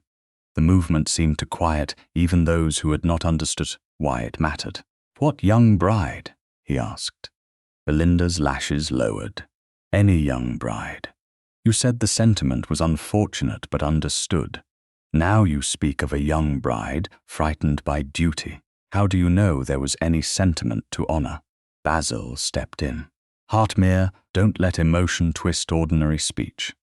My sister speaks broadly." "No," Valentine said. She spoke specifically.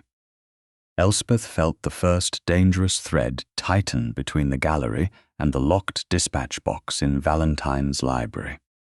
Belinda had not said memorandum, not yet, but she had walked too close to the hidden door. Elspeth looked from Valentine to Belinda. "What sentiment?" Belinda's fan trembled once, barely. "Only what London has seen for years." "London has seen distance," Elspeth said. "It has not seen the cause." Belinda's lips parted, then closed. The silence gave too much away. Basil attempted a laugh. "The cause is hardly mysterious. Some marriages of rank are dignified precisely because they are not sentimental. Hartmere has respected what many husbands would not." Elspeth heard the trap. Praise Valentine's restraint. Make his guilt the proof of her refusal. She had been caught in that gilded snare for 7 years. Tonight, she named its bars. Respect requires asking. It does not require strangers to revise portraits, write captions, or instruct London on what a duchess privately desired. Valentine stepped closer by one pace, not into her space, but into the line of sight between Basil and the crowd. Who placed that card? The academy attendant, a young man with a stiff collar and anxious eyes, hurried forward from near the door. Your Grace, it was on the table when the final arrangement was checked. I believed it belonged with Mr. Reed's submission. It does not match the academy hand, Valentine said. The attendant looked miserable.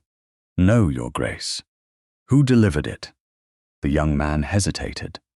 His eyes moved fatally toward Belinda before he lowered them. I cannot say with certainty. Then say what you can. Belinda snapped her fan shut. Really, Hartmere, must you frighten clerks now? Elspeth turned to the attendant. No one will blame you for answering what you saw. The boy looked at her then, not the Duke. A maid brought a small envelope before the doors opened. Dark cloak. I noticed lavender ribbon at her sleeve when she turned. She said it was a family correction. The murmur became audible. Belinda's colour did not change, which somehow made her look less innocent. Basil's hand closed over his cane. Lavender ribbon. Half the maids in London wear ribbon. But not all arrive with family corrections to my marriage, Elspeth said. Valentine held out his hand for the caption card, then stopped himself. May I preserve it? He asked. The whole strange room heard the question. Some understood its meaning. Most only recognized that a duke had asked his own wife before taking paper from her hand. Elspeth gave him the card. Yes. He placed it carefully into the inner pocket of his coat. Mr. Reed, he said. The portrait leaves no further custody without Her Grace's consent. Reed bowed at once. Yes, Your Grace. Belinda's smile returned, thinned by effort. How swiftly the household changes direction. Elspeth looked at her. No, it has taken 7 years. That answer ended what civility could pretend to manage. The preview continued. Because society would sooner drown than admit it had been caught staring. People turned back to paintings and carried Elspeth's words with them like sparks hidden in silk. Valentine offered no arm as they left the central gallery for the antechamber. He waited until they stood beside a marble bust beneath a quieter lamp. Outside, their carriage had not yet been called. The noise of the gallery rolled beyond the doorway, softened but not gone. I wanted to take you out of that room, Valentine said. I know. I wanted to tear the card before anyone else read it. I know. He looked at the gloved hand resting at her side. I didn't. No. She met his eyes. You stood where I told you. It is a beginning. It is not an absolution. I know that too. His face held pain, but he did not offer it as a plea. May I stand with you until the carriage comes? Elspeth looked toward the gallery. Belinda stood framed in the doorway for a moment, speaking to Basil with her head inclined. Basil looked angry now, not amused. The card was preserved. The attendant had seen lavender ribbon.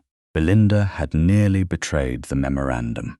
London had not been corrected, but it had been disturbed. Elspeth looked back at Valentine. His hand was open at his side, not extended enough to pressure, not withdrawn enough to deny. She placed her hand in his. He closed his fingers around hers, slowly, carefully, as though the smallest permission had the weight of a vow.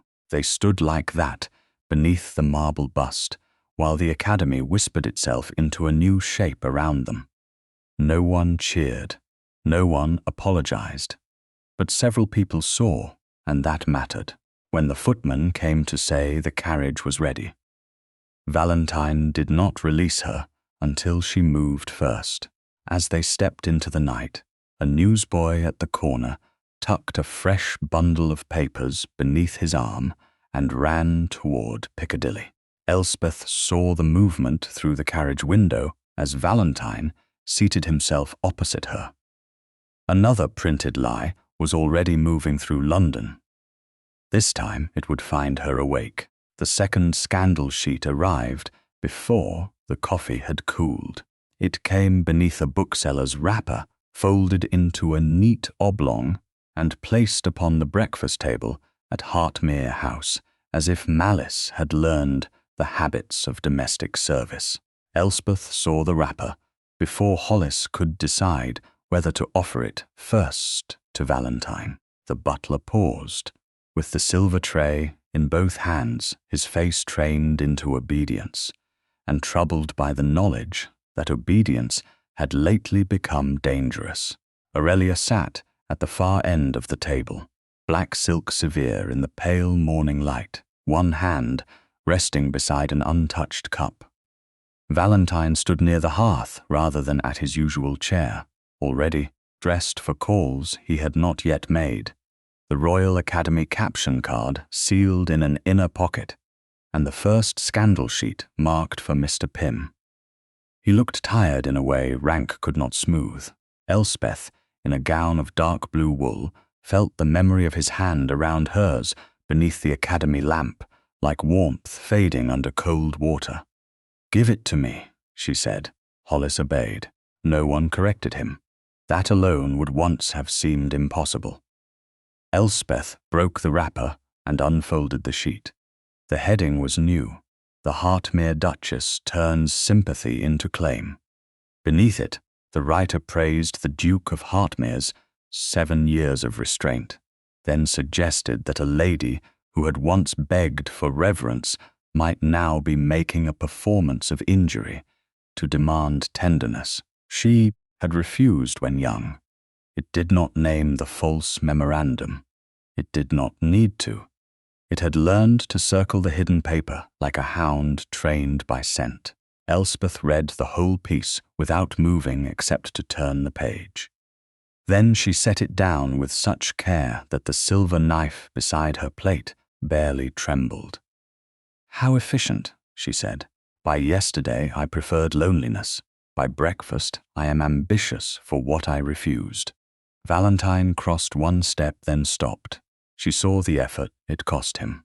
"Elspeth, read it," she said, aloud. "You've already read it." "Yes. Now hear it in your voice." Pain moved through his face, but he lifted the sheet and read every sentence. The words were worse aloud, because his voice was the one the lie had borrowed for 7 years. When he finished, Aurelia's fingers had closed around her napkin. "This must be suppressed," the dowager said. "No," Elspeth replied. "It must be followed." Valentine placed the sheet flat upon the table. "Mr. Pym will have it within the hour. After I mark when it arrived and how." "Yes." The answer came immediately. He was learning, and that almost hurt more than if he had not, because learning did not restore what ignorance had cost. A footman appeared at the doorway before the silence could settle. "Sir Basil Catesby requests audience, Your Grace." Valentine's face went cold. He was told not to enter the private rooms. "He is in the outer hall, Your Grace. He says the matter concerns Her Grace, and the paper printed this morning." Elspeth rose.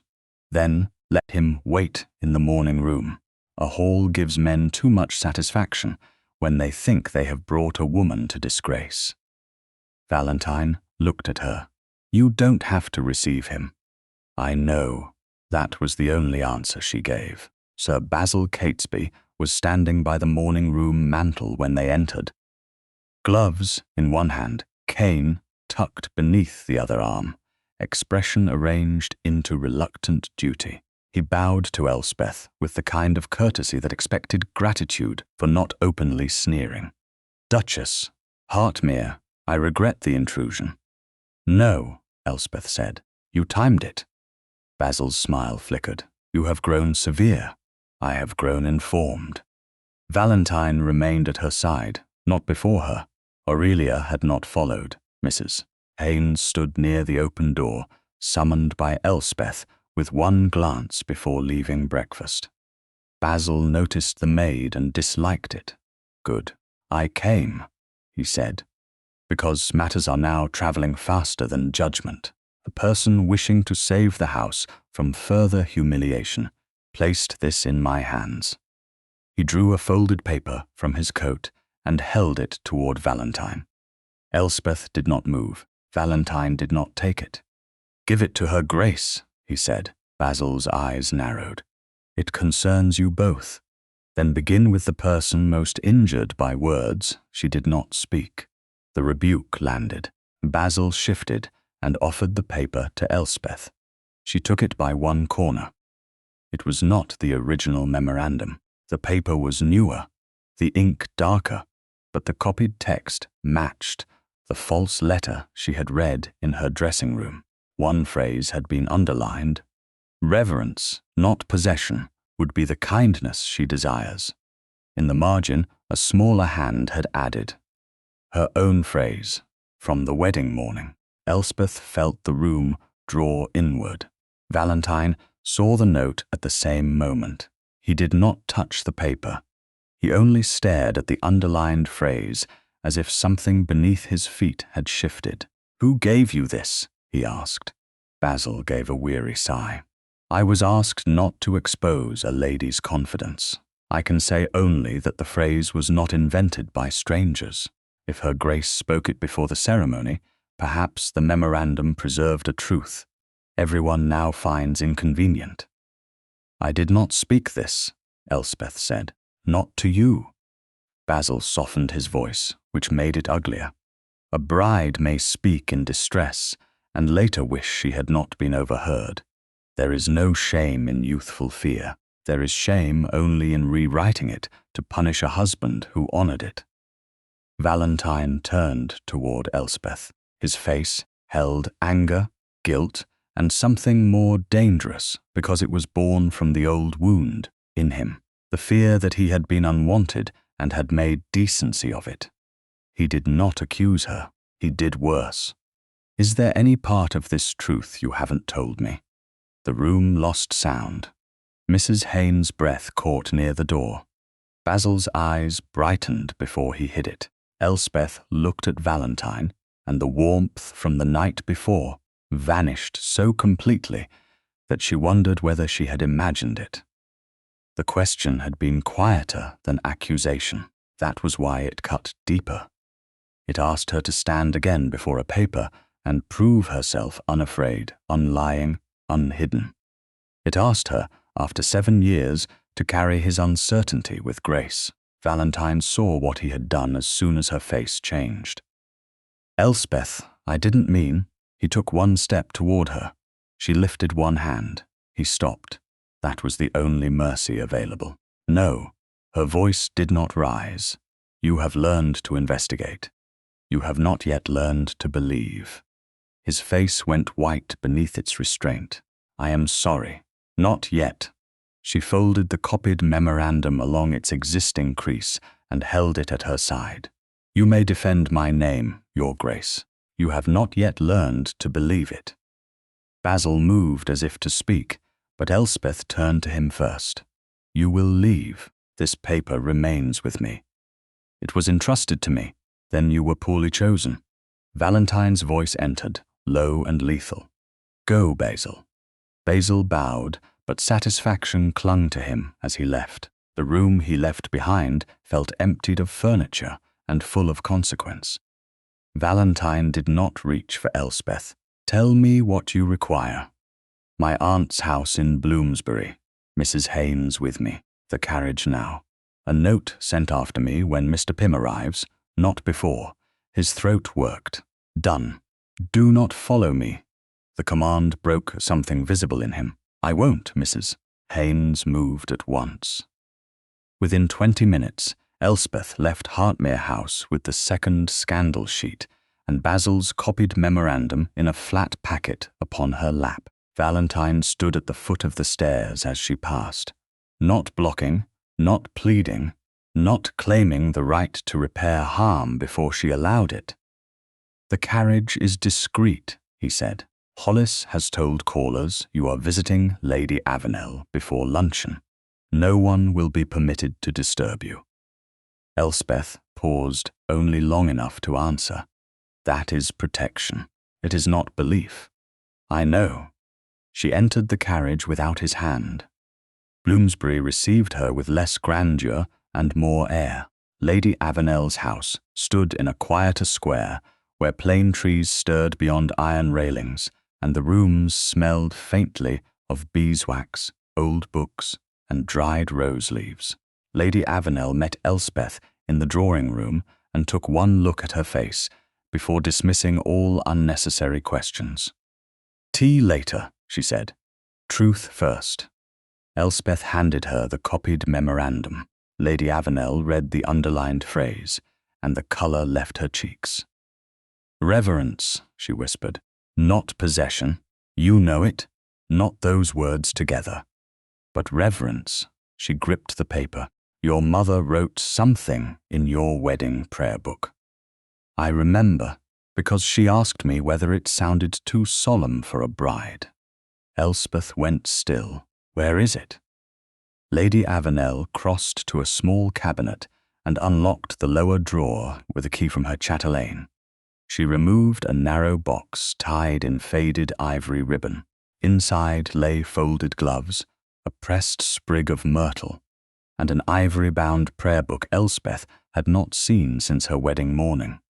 Her initials, new then, shone faintly on the cover.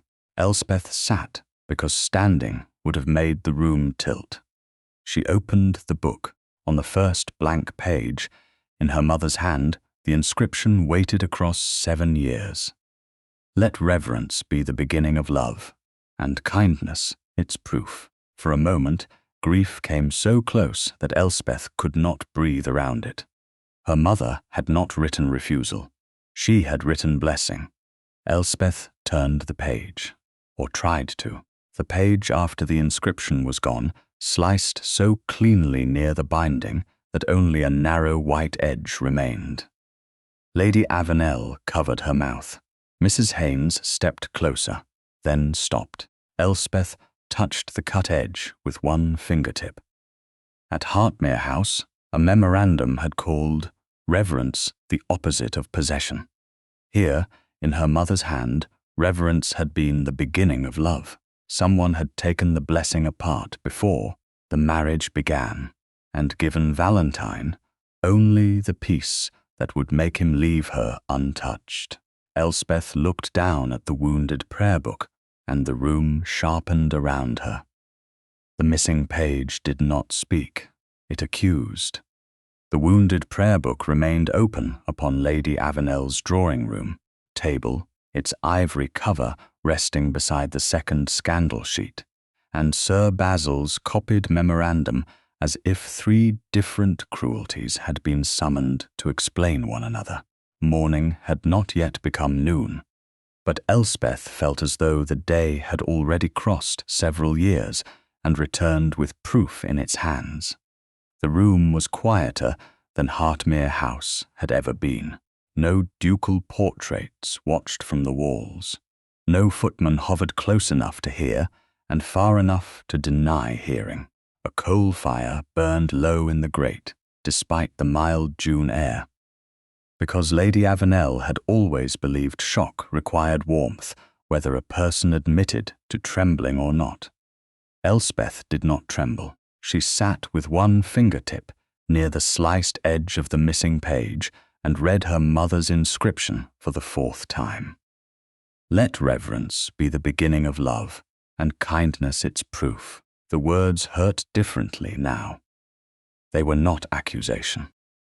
They were a hand extended from the past, and someone had cut away what came after it, before Valentine could ever read the whole blessing. Lady Avenel stood beside the table, one hand pressed against the back of a chair. "Your mother showed it to me before the ceremony," she said. She worried it sounded too solemn. I told her marriage in a great house could use solemn kindness more than pretty wishes. "Was the next page written on?" Elspeth asked. "No, I remember the little sprig of myrtle laid between the inscription and the next leaf." Tamsin placed it there because your hands were shaking too badly to manage it. The name lifted Elspeth's head. Miss Vale. She would remember. Send for her. Lady Avenel turned before Elspeth finished speaking. Mrs. Haynes. The maid moved from her place near the window. Yes, my lady. A note to Miss Tamsin Vale. Say her grace asks whether she can attend upon Lady Avenel at once. Send by reliable hand, not the street boy. At once, my lady. Mrs. Haynes glanced toward Elspeth only briefly. And what passed between them was not servant and mistress alone. It was witness and woman. When she left, Elspeth folded Basil's copied memorandum and placed it beside the prayer book without letting it cover her mother's words. He wanted me to doubt my own memory, she said. Lady Avenel's voice softened. They all did, in their separate ways. No. Elspeth looked up. Not all the same way, that matters. His Grace believed a lie. Belinda shaped it. Basil used it. The Dowager preserved its convenience. If I confuse them, I make the truth easier for everyone except myself. Lady Avenel's eyes filled, though she did not insult Elspeth by weeping for her. Your mother would have known that distinction. She had a sharp mind under all that gentleness. I remember her gentleness more. Then remember this too. Gentleness was not weakness. The words settled into Elspeth more firmly than comfort could have done. Less than half an hour later, Miss Tamsin Vale arrived, breathless, beneath a plain bonnet, her brown cloak dusted from hurried streets and her gloves mended carefully at 2 fingers. She had once been companion to Elspeth through the final months before marriage. A practical young woman, with clear eyes and an unfashionable habit of noticing everything. Time had made her thinner and more self-contained, but when she saw Elspeth, she dipped at once into a curtsy that was neither timid nor ingratiating. Your Grace, Elspeth rose. Miss Vale, thank you for coming so quickly. Lady Avenel's note sounded as if memory had become urgent. It has. Elspeth led her to the table. Do you remember my wedding prayer book? Tamsin's expression changed before she touched the past. Ivory-bound. Your mother's inscription on the first blank leaf, myrtle placed inside, because Lady Avenel said a bride should carry something living even into a stone church. Lady Avenel gave a small sound, half grief and half triumph. Elspeth opened the book. Was this page cut when you last saw it? Tamsin bent close, but did not touch until Elspeth nodded permission. She examined the sliced edge, then shook her head. No, I would have seen it. I placed the myrtle here after your mother wrote the inscription. The next page was whole. Who handled it after that? Tamsin's eyes moved once toward the closed door, as if checking whether memory had enemies in the room. Lady Belinda Catesby. Lady Avenel's hand tightened on the chair. You are certain? Yes, my lady. She came into the dressing room after the wreath was pinned. She said, the Dowager Duchess wished to check the order of service and asked for the prayer book. I thought it odd, because a lady like the Dowager would have had her own, but Lady Belinda smiled as if I were a child for hesitating. I gave it to her because I had no rank with which to refuse. Elspeth felt the sentence enter her bones. No rank with which to refuse. How many women's lives had been altered by that simple condition? How long did she keep it? A quarter of an hour, perhaps.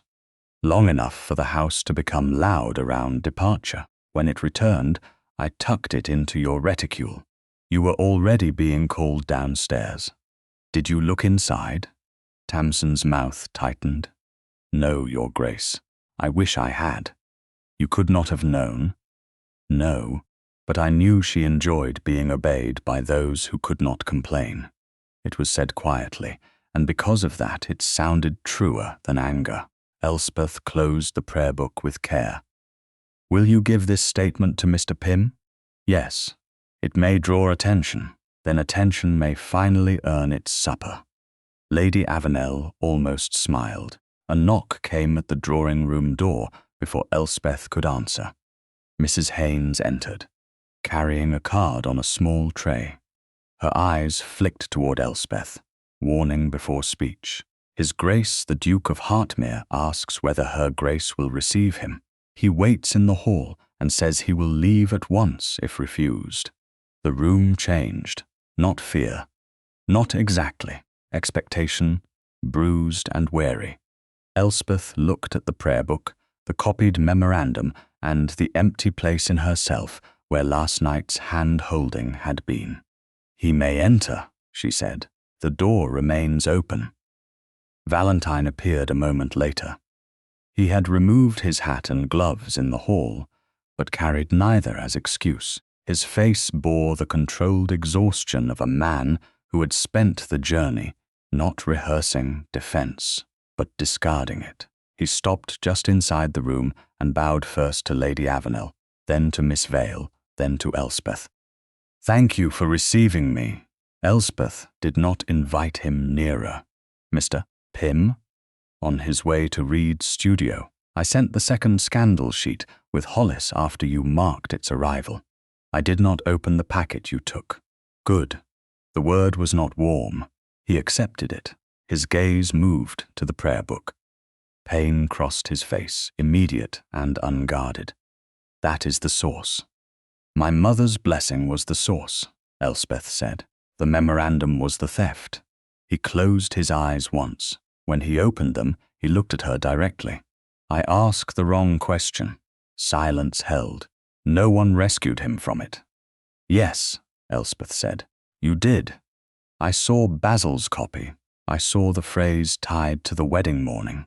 And for one unforgivable moment, I let the old fear speak before trust could. I should have stood on your word while searching for proof. Instead, I asked you to carry suspicion again. I'm sorry. He did not say he had not meant it. He did not say Basil had provoked him. He did not ask whether she understood. Those omissions mattered. You wounded where the first wound was made, Elspeth said. I know. Not enough. No, he said. Not enough, but more than yesterday. That answer should not have eased anything.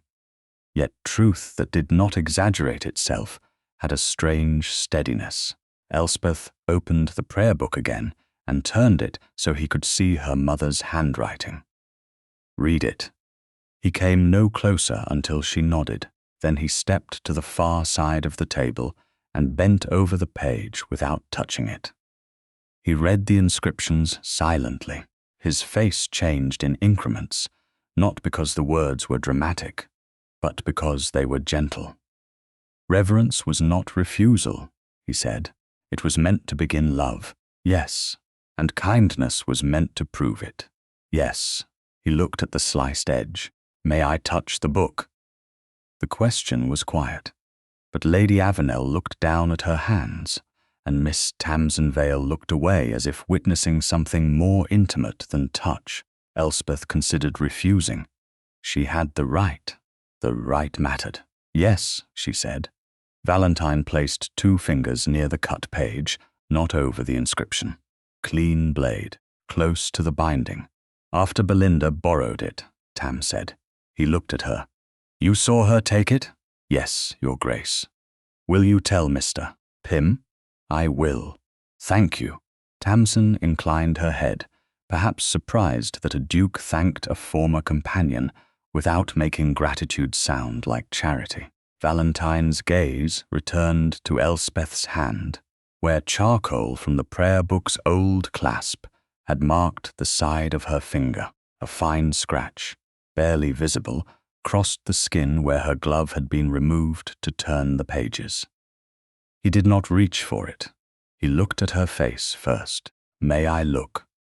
Elspeth's breath caught, not because the request was large, but because it was small and therefore difficult. 7 years had been shaped by a man deciding not to touch her. Now repair had begun with a man asking whether he might look at a scratch.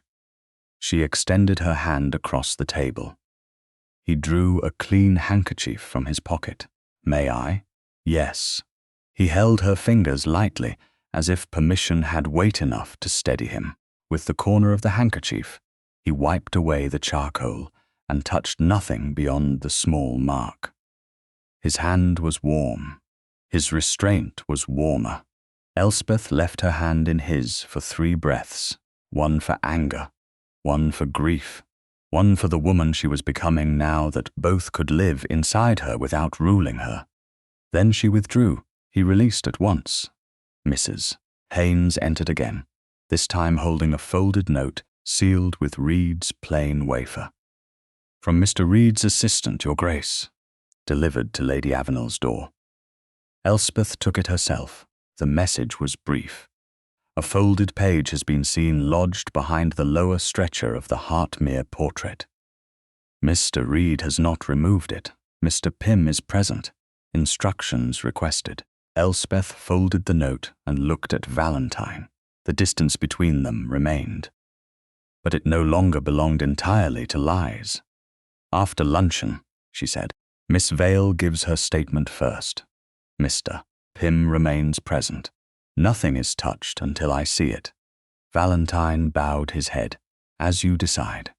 The prayer book lay open between them, wounded but no longer silent. Somewhere in Reed's studio, behind the portrait that had tried to erase her, a hidden page waited to be read.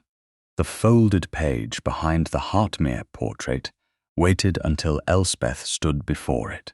That was the first order she gave when the party reached Reed's studio after luncheon, and no one mistook it for a small one. The room was brighter than it had been that morning, but not kinder. Sunlight lay along the north windows in a thin, pale wash, showing dust on the floorboards, charcoal along the table edge, and the unfinished portrait, turned just enough from the wall to reveal the dark wood of its stretcher. Mr. Pym stood beside the long table with his clerk. Mr. Hobbs, ready with clean paper, sealing wax, and the particular silence of a solicitor who understood that a great house could be corrected without a court if enough people valued truth more than convenience. Mr. Reed looked ill from restraint. His hands stayed at his sides, though every part of him seemed drawn toward the canvas he had failed to protect from others and from his own obedience. Lady Avenel had come, despite Elspeth's protest that the stairs were narrow, and Miss Tamsin Vale stood beside her with her signed statement already folded into Mr. Pym's packet. Valentine remained near the door until Elspeth looked at him and nodded once. Only then did he come farther into the studio. There was no warmth between them yet that could be trusted in public. There was, however, a line newly drawn. He would not cross it without permission. "Mr. Reed," Elspeth said, "show me where the page lies before you remove it." Reed bowed and moved to the back of the portrait. "Here, Your Grace. Behind the lower stretcher. I saw the edge when I was checking the canvas tension. I did not touch it after sending the note." Elspeth stepped closer. The hidden paper showed as a pale folded corner wedged between canvas and wood, almost invisible, unless one knew grief had a habit of hiding in plain places. A less careful hand might have torn it. A more guilty one might have burned it. Whoever had hidden it there had expected the portrait to carry its own secret safely to public display.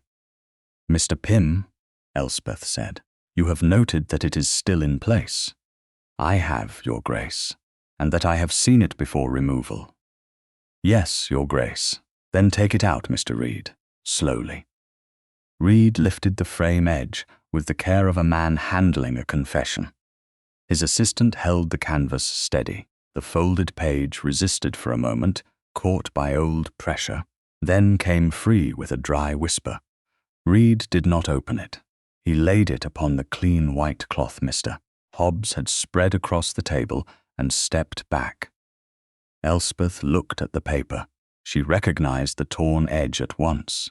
It matched the absence in Reed's ledger, the clean wound she had touched in her dressing room, while the pearl-handled brush lay beside the false memorandum. Valentine saw the recognition in her face and said nothing. That silence, for once, was not abandonment. It was room given to her. Elspeth unfolded the page. The handwriting was Reed's ledger hand, brisk and slanted, practical before fear entered it. At the top stood the date of the original commission. Beneath it, the words seemed to gather 7 years and return them sharpened. Hartmere double portrait, original composition approved. His Grace standing at Duchess's right, hand suggested near chair back and shoulder, formal but united. Revised instruction delivered by Lady Belinda Catesby. Remove physical nearness, preserve dignity of known domestic arrangement, avoid suggestion of affection unwanted by her Grace. Elspeth read the entry silently first, because she had promised herself that no stranger would own the first interpretation of any word used to shape her life. Then she read it aloud. Her voice did not break on unwanted. It cooled around it. That was worse. Reed bowed his head. Lady Avenel closed her eyes. Miss Tamsin Vale looked toward the portrait, as if she could see through paint, to the wedding morning, where the first theft had begun. Valentine stood with one hand at his side, and the other closed once, then opened, as though he had caught the impulse to reach for Elspeth and put it away. Mr. Pym leaned over the page without touching it. This establishes the sequence clearly enough for social correction, he said. Original composition. Revised instruction. Named intermediary. Claimed knowledge of her Grace's private wish. Together with Miss Vale's statement, the caption card, the scandal sheets, the copied memorandum, the prayer book, and the charcoal impressions, the pattern is difficult to dismiss. It will still be dismissed by those who need it dismissed, Elspeth said. Yes, Mr. Pym replied, but less comfortably. That answer pleased her more than false certainty would have done. She placed the page back upon the cloth. Make an attested copy. The original remains with me until after the viewing. Valentine looked at her. Viewing? Reed's face tightened. Lady Belinda sent a message this morning, before your Graces arrived.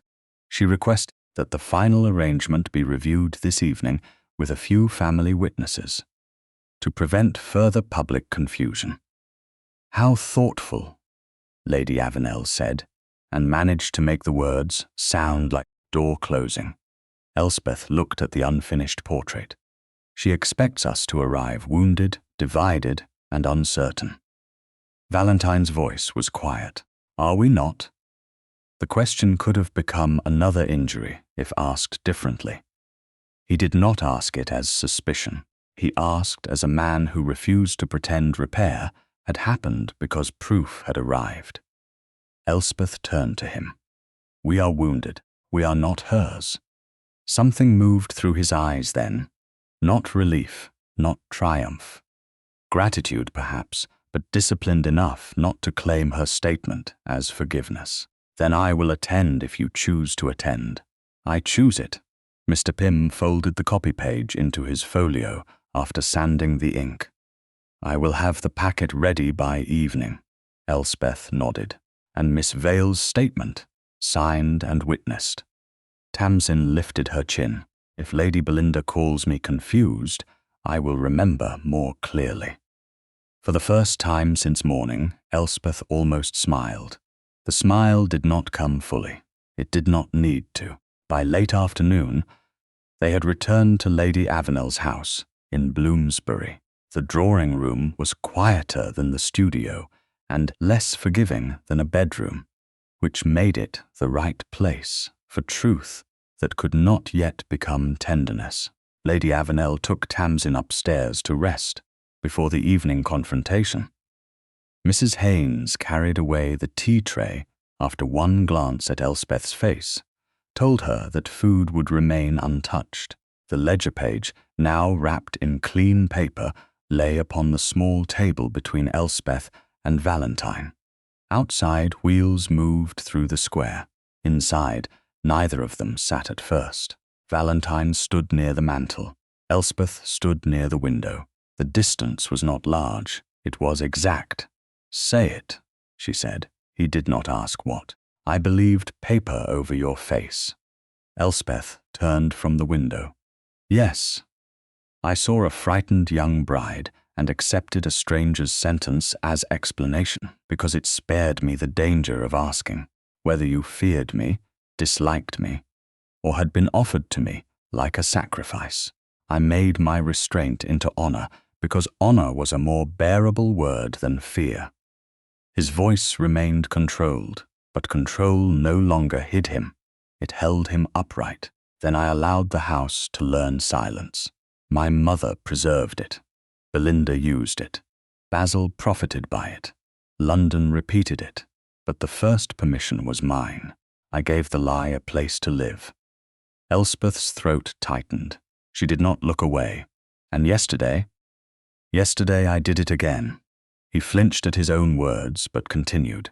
"Basil showed me a copy." The phrase pointed toward the wedding morning. "I let the old wound in me speak before trust in you could stand. I asked whether there was any part of the truth you had not told me, as if your word were another paper to be tested. It was." "Yes." He looked at the wrapped ledger page. "I am sorry for believing the memorandum. I am sorry for leaving you untouched and calling it mercy. I am sorry for every morning afterward. When I saw you across a table and did not ask whether silence still meant safety. I am sorry for last night, when your hand in mine should have taught me what trust felt like, and this morning, when I failed it."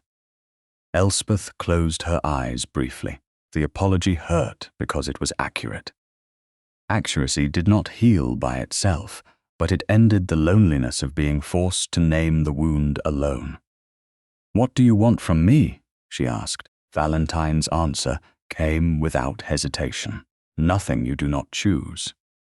He looked at her then, and the ducal mask was gone enough for her to see the man beneath it, ashamed and steady, and no longer hiding behind restraint.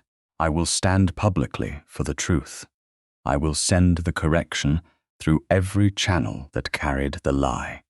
I will name my part in it. If you never return to Hartmere House, except as Duchess-in-law, I will not use duty to draw you back. Public defense will not be a chain." The words entered her slowly. They did not demand softness. That was why softness, unwanted and unbidden, moved somewhere beneath her ribs. "You understand that proof does not make forgiveness immediate." "Yes, and an embrace would not mean the marriage is repaired." His breath changed. "I understand." She looked at his hands. They remained at his sides. Waiting was different from withholding now. Waiting held risk. "Ask me," she said. The words surprised her less than they frightened him. Valentine went still. "May I hold you?" Elspeth crossed the room before courage could turn into reconsideration. She stopped close enough to see the strain in his face, then stepped into his arms herself. He did not seize the gift.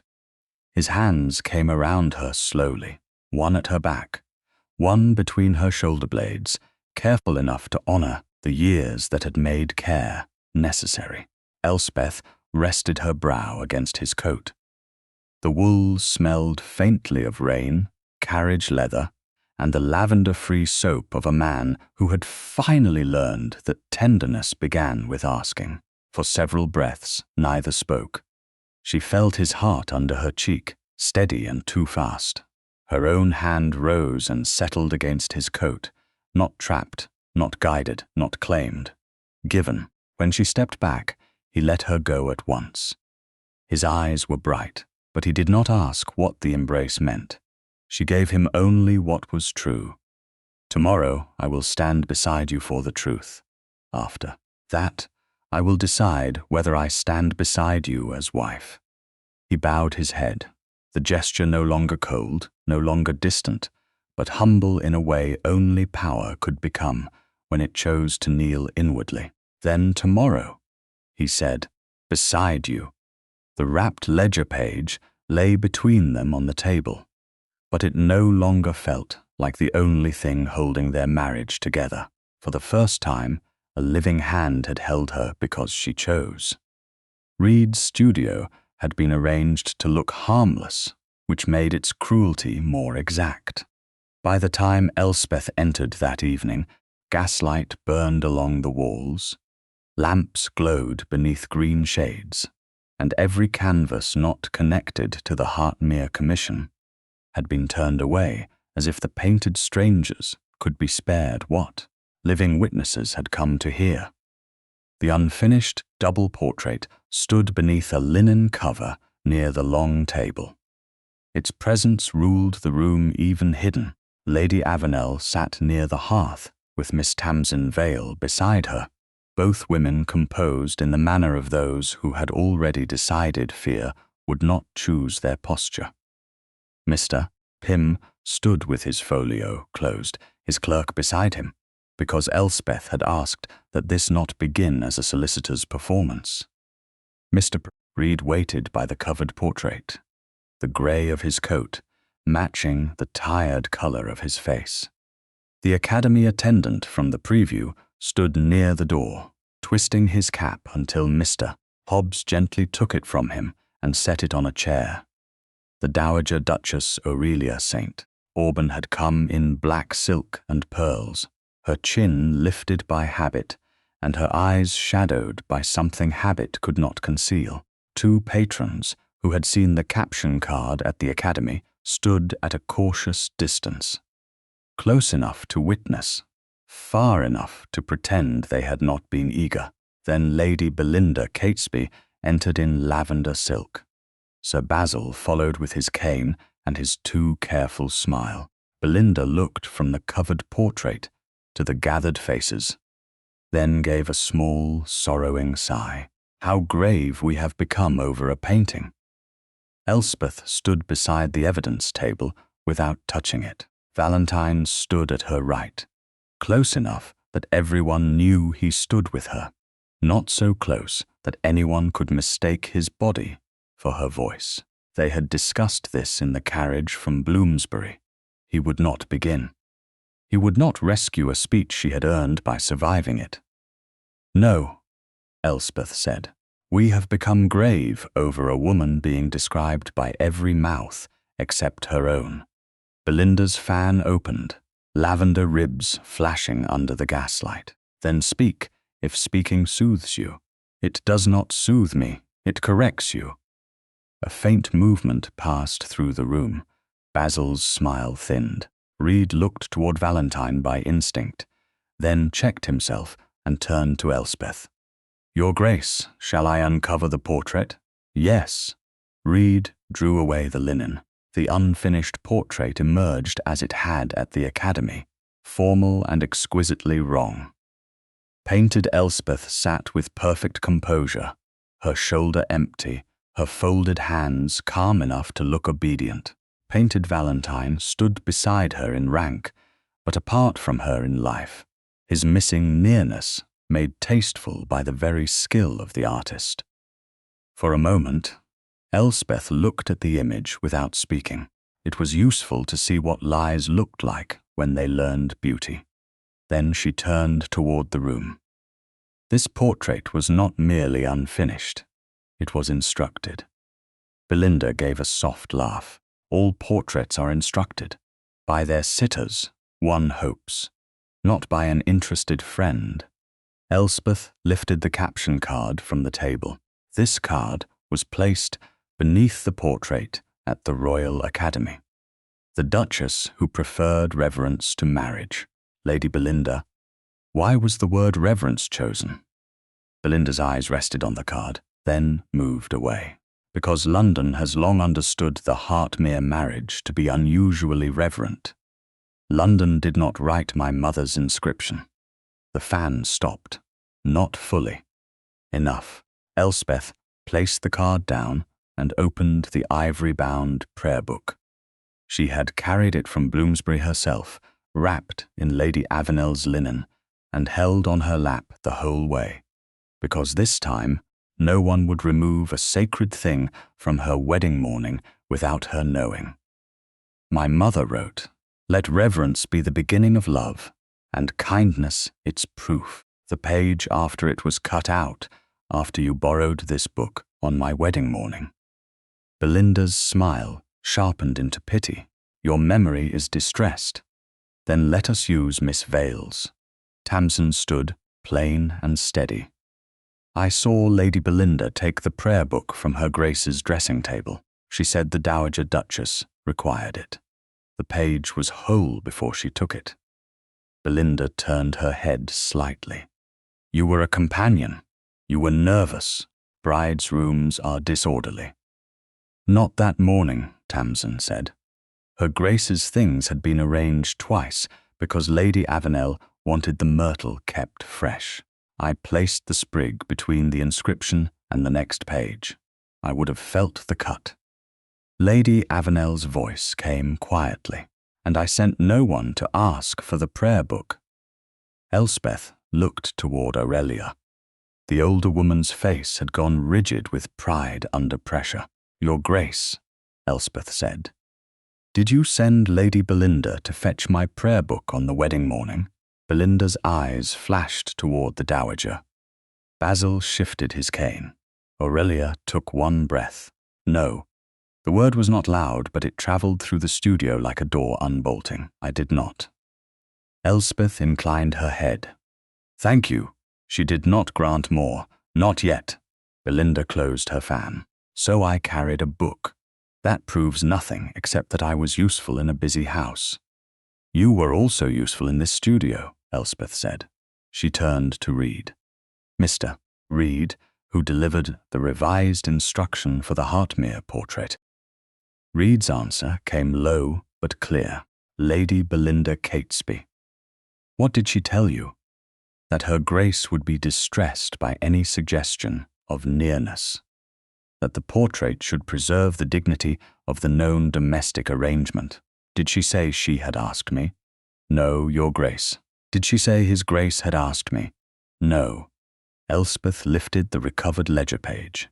She did not hand it to Pym. She did not need a man's voice to make it real. The original ledger page says the same. Original composition approved. His Grace standing at Duchess's right, hand suggested near chair back and shoulder, formal but united. Revised instruction delivered by Lady Belinda Catesby. Remove physical nearness, preserve dignity of known domestic arrangement, avoid suggestion of affection unwanted by her Grace. She lowered the page, unwanted. That word appears again beneath the erased charcoal study.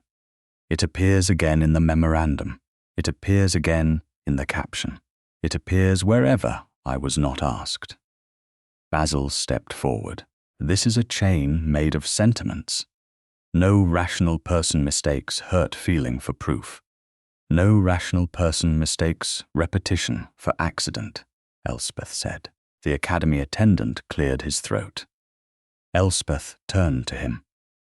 "Tell only what you saw." The young man looked terrified, but the command steadied him because it was exact. A maid brought a small envelope before the private preview opened. Dark cloak. I saw lavender ribbon at her sleeve. She said it was a family correction. The card was inside. I thought it approved. Belinda's voice cooled. "Lavender ribbon is not a confession." "No," Elspeth said. "It is a habit."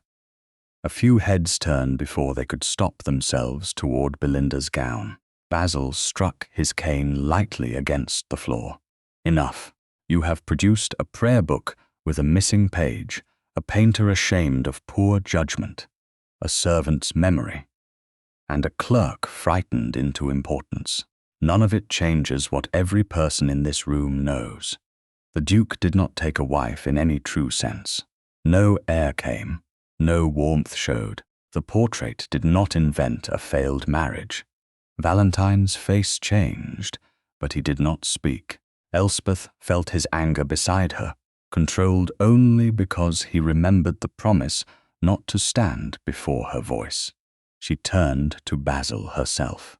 A marriage made cold by a lie is not proof that the wife desired winter. The sentence struck harder because she did not raise her voice. Basil's mouth tightened. Fine words, true ones. Truth, your strongest truth, is that your husband avoided you. Valentine moved then, one step only, enough to make the room feel the weight of his title. You will not use my failure as proof against my wife. Basil looked satisfied for half a breath, as if the word failure had given him a door. Elspeth closed it first. She reached for Valentine's hand. Not because she needed rescue. Because in that room, before those witnesses, she chose the visible answer others had erased. Valentine looked down as her gloved fingers touched his. He did not close his hand until she settled hers fully into it. Then his fingers curved around hers, careful and unmistakable. Elspeth faced Basil with her hand in her husband's. My strongest proof is not that he failed me. It is that everyone who profited from my supposed wish never asked what I wished. Lady Belinda did not ask before borrowing my prayer book. Mr. Reed did not ask before altering the portrait. The writer of the scandal sheet did not ask before naming my loneliness preference. You did not ask before bringing a copied memorandum to frighten me back into silence. Every road leads to the same convenience. A woman easier to manage when interpreted from a distance. The room held still. Belinda's fan had stopped entirely. Basil's expression hardened past politeness. Mr. Pym opened his folio only when Elspeth looked at him. The documents and statements are attested, he said. They establish access. Repeated phrase, alteration of the commission, attempted public caption, and financial interest. They need not be a criminal matter to become socially indefensible. Socially indefensible, Basil said, a lawyer's phrase for gossip that has changed sides. No, Elspeth replied, a phrase for what happens when gossip meets its source. Belinda's eyes had gone bright, not with tears, but with fury. You speak as if you were the only injured person in this marriage. He left you untouched. He made the world believe it before anyone else did. Elspeth felt Valentine's hand tense, then discipline itself. He released only enough pressure not to hold her through pain she had not asked him to manage. Yes, she said, and he will answer for that in his own name. You will not wear his guilt as your cloak. Valentine looked at her then, and whatever passed between them was too quiet for the room, but not too small for him. She had not forgiven him in public. She had done something more difficult. She had refused to let his wrong become the villain's shelter. He turned toward the witnesses, toward the portrait, toward his mother, toward Reed, toward the woman, whose hand he held only because she allowed it. The first wrong was mine. The first wrong was mine. Valentine did not speak the sentence as a shield. He spoke it as a blade turned inward, and every person in Reed's studio understood that a duke had chosen to cut away his own pride before anyone else could hide behind it. Gaslight moved over the unfinished portrait, over the prayer book with its sliced page, over the caption card, the scandal sheets, the copied memorandum, the recovered ledger page, and the 2 charcoal studies where an erased hand still haunted the paper.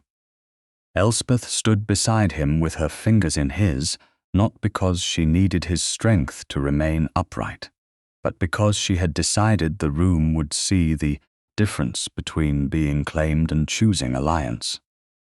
Valentine looked at the witnesses first, then at Elspeth, and only last at Belinda and Basil. On my wedding night, I received a memorandum without seal or signature. It said, "Her Grace entered the marriage in fear." It said she asked not to accept the intimacies of a wife. It said reverence, not possession, would be the kindness she desired. I believed it. I did not ask her. I did not test the hand.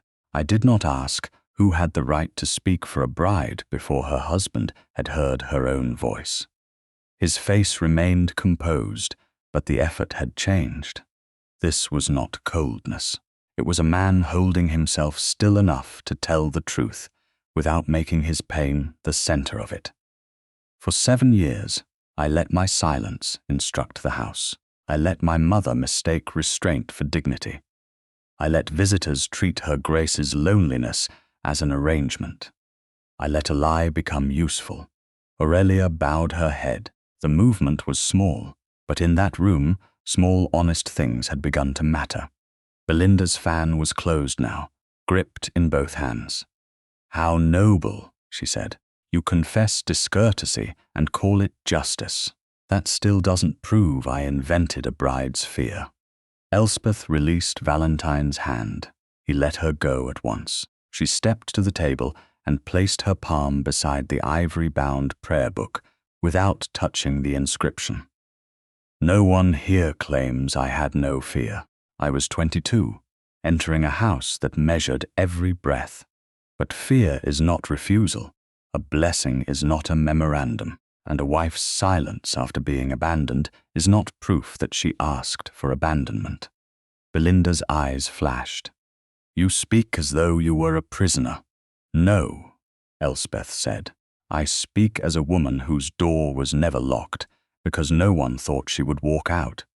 Basil's cane struck the floor once. Enough of phrases. "Hartmere, if you make this public beyond this room, the injury spreads. Men who have placed funds beside yours will ask whether you govern by sentiment. Northfield will suffer. Your racing subscriptions will be questioned. Credit dislikes domestic instability."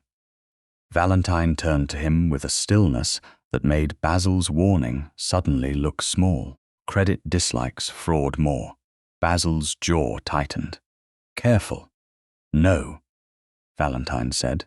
"You have spent several days inviting me to be careful while using my wife's humiliation as collateral. My endorsement of your Northfield Canal shares is withdrawn. No Hartmere name will stand behind your racing subscriptions. No steward, agent, tenant board, charitable subscription, agricultural improvement, or private investment under my authority will accept your advisory access. Any man who trusted your reach because he believed Hartmere stood behind you will receive correction before noon tomorrow." For the first time, Basil looked not insulted, but stripped. "You would damage yourself to satisfy a quarrel." "I damage only the illusion you sold." Belinda turned sharply toward her brother. "You said he would never risk scandal." Basil's expression broke with fury before he could repair it. "And you said she would never speak." The words left them both standing inside the thing they had made. No scream could have exposed them more cleanly. Belinda's mouth parted. Basil closed his eyes as if the sentence might be recalled by refusing to see it. Elspeth did not move. She let the room hear the confession that pride had spilled because calculation had failed. Mr. Pym made one quiet notation. No one else spoke. Valentine's voice came again, not louder but final. "Lady Belinda Catesby will no longer be received at Hartmere House, Larkscombe Park, or any gathering under my patronage. Sir Basil Catesby will have no further business, social, or advisory access to my name. Mr. Pym will prepare a corrected account for those who saw the caption, received the scandal sheet, or repeated the false arrangement as fact. It will state plainly that Her Grace never wrote, spoke, or authorized the refusal attributed to her. He paused. It will also state plainly that I believed it without asking her. Elspeth looked at him then. He had not hidden the first wrong inside the exposure of the later ones. He had not offered Belinda as scapegoat for his failure. He had taken the part that belonged to him and stood with it before witnesses. That did not erase 7 years. It gave truth a place to stand. Belinda looked around the studio and found no open door that did not resemble defeat. You will regret humiliating a woman of your own circle. No, Elspeth said. I will regret only that it took this long for you to meet the words you placed in my mouth. Basil gave a stiff bow that honored no one. Come, Belinda. Do not command me as though your calculations did not fail first, she snapped. Then she turned and left without taking his arm. Basil followed alone. Their footsteps receded down the stair, uneven with anger. Reed covered the portrait slowly, this time not to hide the lie, but to end its authority until it could be corrected. Aurelia remained near the hearth. Her face was pale beneath the pearls, her eyes fixed on Elspeth, as if apology had become visible but not yet speakable. Elspeth did not ask for it. Tonight had already required enough truth from too many reluctant mouths. The witnesses departed in hushed order. Mr. Pym bowed over the sealed packet. Lady Avenel kissed Elspeth's cheek and murmured that she would wait in Bloomsbury if wanted. Miss Tamsin Vale squeezed Elspeth's hand once, quick and fierce, then withdrew before gratitude could embarrass either of them. When the studio was nearly empty, Valentine stood beside the covered portrait. Where would you go now? He asked. Not come home, not return with me. Where would you go? The difference held the room open. Elspeth thought of Lady Avenel's warm drawing room, of Hartmere House's polished stairs, of the dressing table where the pearl-handled hairbrush still lay beside, the memorandum that had stolen a wedding night. Hartmere House, she said. For tonight, his breath changed. Because you wish to. Because the room where a lie lived should see that it no longer rules me. Then I will take you there, and if you wish to leave after an hour, the carriage will remain ready. She looked at him. Do not make your obedience beautiful, Valentine. Pain flickered across his face, followed by something almost like a smile, because he understood the correction. No, practical only. The carriage ride back to Mayfair passed in near silence. It was not the silence of their old marriage. It asked nothing. It waited without pretending. Waiting was virtue. At Hartmere House, servants bowed, with a new uncertainty that was almost reverence and not the stolen kind. Elspeth went directly upstairs. Mrs. Haynes had kept the dressing-room lamps low, and when Elspeth entered, the pearl-handled brush was exactly where she had left it, unwrapped upon the vanity, beside the false memorandum, now folded under a glass weight. It had not been moved to make the room neater. For that small mercy, she would later thank her maid. Tonight, she only stood before it. A knock came at the door. Elspeth, Valentine said from the corridor. May I come in? She looked at the brush, then at her own reflection, no longer the untouched Duchess arranged by others. Come in. He entered and stopped inside the open doorway. May I close it? Her heart gave one hard beat. Yes. He closed the door. The sound was soft, but 7 years heard it. He came no nearer until she took the brush from the vanity and turned the pearl handle in her hand. This was meant for a wedding night that never became one. I know. His voice was rough. Now you know. Yes. He lowered himself to one knee beside the vanity. Not as a performance. Not to make her forgive him. As if rank could no longer help him ask what mattered. Elspeth, I will not claim what was never freely given.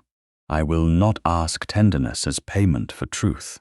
I will not call myself husband in any private sense, unless you choose to let me earn the word. But I am asking for the chance to love you without lies between us. For the chance to be chosen. And if your answer is no, I will honor it without turning refusal into another prison. Elspeth looked at the proud man kneeling before a brush he might once have accepted as a husband's right. Grief remained. Anger remained. But beneath them lived something quieter, no longer afraid of being mistaken for surrender. She placed the brush in his hand. One lock, she said. Valentine closed his fingers around the pearl handle as if it might break under gratitude. May I? Yes. He rose and stood behind her chair, visible in the mirror. With a care that made the simple act ache, he drew the brush once, through the end of her loosened hair, from the dark coil at her shoulder to the last soft strand. Then he stopped. He did not take a second stroke.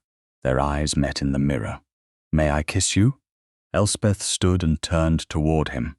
He did not move. She did. She crossed the final distance herself. Yes. The kiss was gentle and restrained, trembling not from haste, but from all it refused to steal. His hand lifted only when she placed her palm against his chest. And even then, his fingers rested lightly at her shoulder. The place once erased from the portrait and returned now by her choice. When they parted, he looked at her as if truth had become light, and he did not yet know how to bear it. I love you, Elspeth. I loved too late, but I will spend my life loving you honestly if you allow me. She touched his cheek, freely and without witness.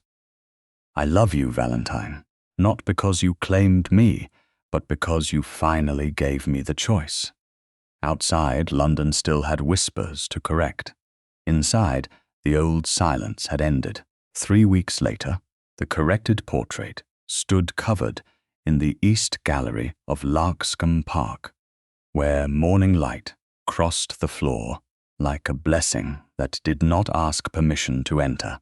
Elspeth stood before it in deep blue silk, a color she had chosen without consulting any woman who mistook management for care. The gown held no bridal softness, no widow's restraint, no painted obedience. It made her visible. Beside her, Valentine stood in dark mourning dress, his hand resting at his side, near enough to offer, still enough to wait. That had become the first quiet law of their new life. He knocked before entering her rooms. He placed letters concerning her name unopened upon her desk. He asked before answering invitations in which she was mentioned. He had not become less powerful. He had become more careful with where power ended. The gallery had been arranged for a small gathering, not a spectacle. Lady Avenel sat near the tall window with Miss Tamsin Vale beside her, both women wearing the satisfied gravity of witnesses who had seen a wound named correctly. Mr. Pyme stood with his folio closed because there was nothing left to prove this morning. Mr. Aldous Reed waited by the covered canvas, humble in a plain grey coat, his hands folded before him as though he no longer trusted them near anyone's likeness without permission. Mrs. Haynes stood with Hollis and the senior servants along the wall. 2 local families from Oxfordshire had been invited because the Hartmere name did not live only in London drawing rooms, and correction should travel where influence had once arrived first. Aurelia, Dowager Duchess of Hartmere, stood apart in black silk and pearls. She had come down from London 2 days earlier and had spent most of that time looking at Elspeth as if apology were a language she had learned too late and feared mispronouncing.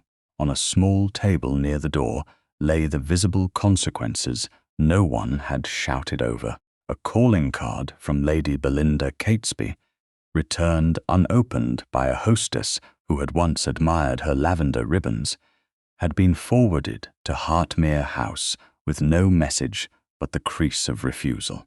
2 more cards had returned in the same way. A letter from the Larkscombe steward confirmed that Sir Basil Catesby's request for endorsement on a canal subscription had been declined in Valentine's name and with no polite fog around the reason. Another note from a gentleman whose racing accounts had benefited too long from Hartmere proximity stated that Sir Basil's credit would be reconsidered without ducal confidence behind it. Elspeth had read each letter herself. She had not smiled. Justice did not need her cruelty to become complete. It needed doors to close where lies had once been welcomed. Reed bowed. "Your Grace, shall I uncover it?" He looked at Elspeth when he asked, not Valentine. That alone was a correction. Elspeth felt Valentine's gaze move to her, waiting. The room did not press. It listened. "Yes," she said, "let it be seen." Reed drew away the linen. Silence filled the gallery, and this time it did not erase her. The corrected portrait showed Elspeth seated before a window. At Larkscombe, the park beyond, softened by late summer light that Reed had borrowed from memory, because the work had begun in London and ended in truth. Valentine stood at her right, no longer distant enough to look untouched by marriage. His painted hand did not rest upon her shoulder. It lay open near the carved back of her chair, offered but not claiming. Elspeth's painted hand had lifted from her lap and turned toward that open place, her fingertips resting near his, with a nearness so slight that only those who understood choice would understand its force. The gesture did not say she had been taken. It said she had answered. Lady Avenel pressed her handkerchief to her mouth. Tamsin blinked hard and looked toward the windows. Mrs. Haynes lowered her eyes too late to hide fierce pride.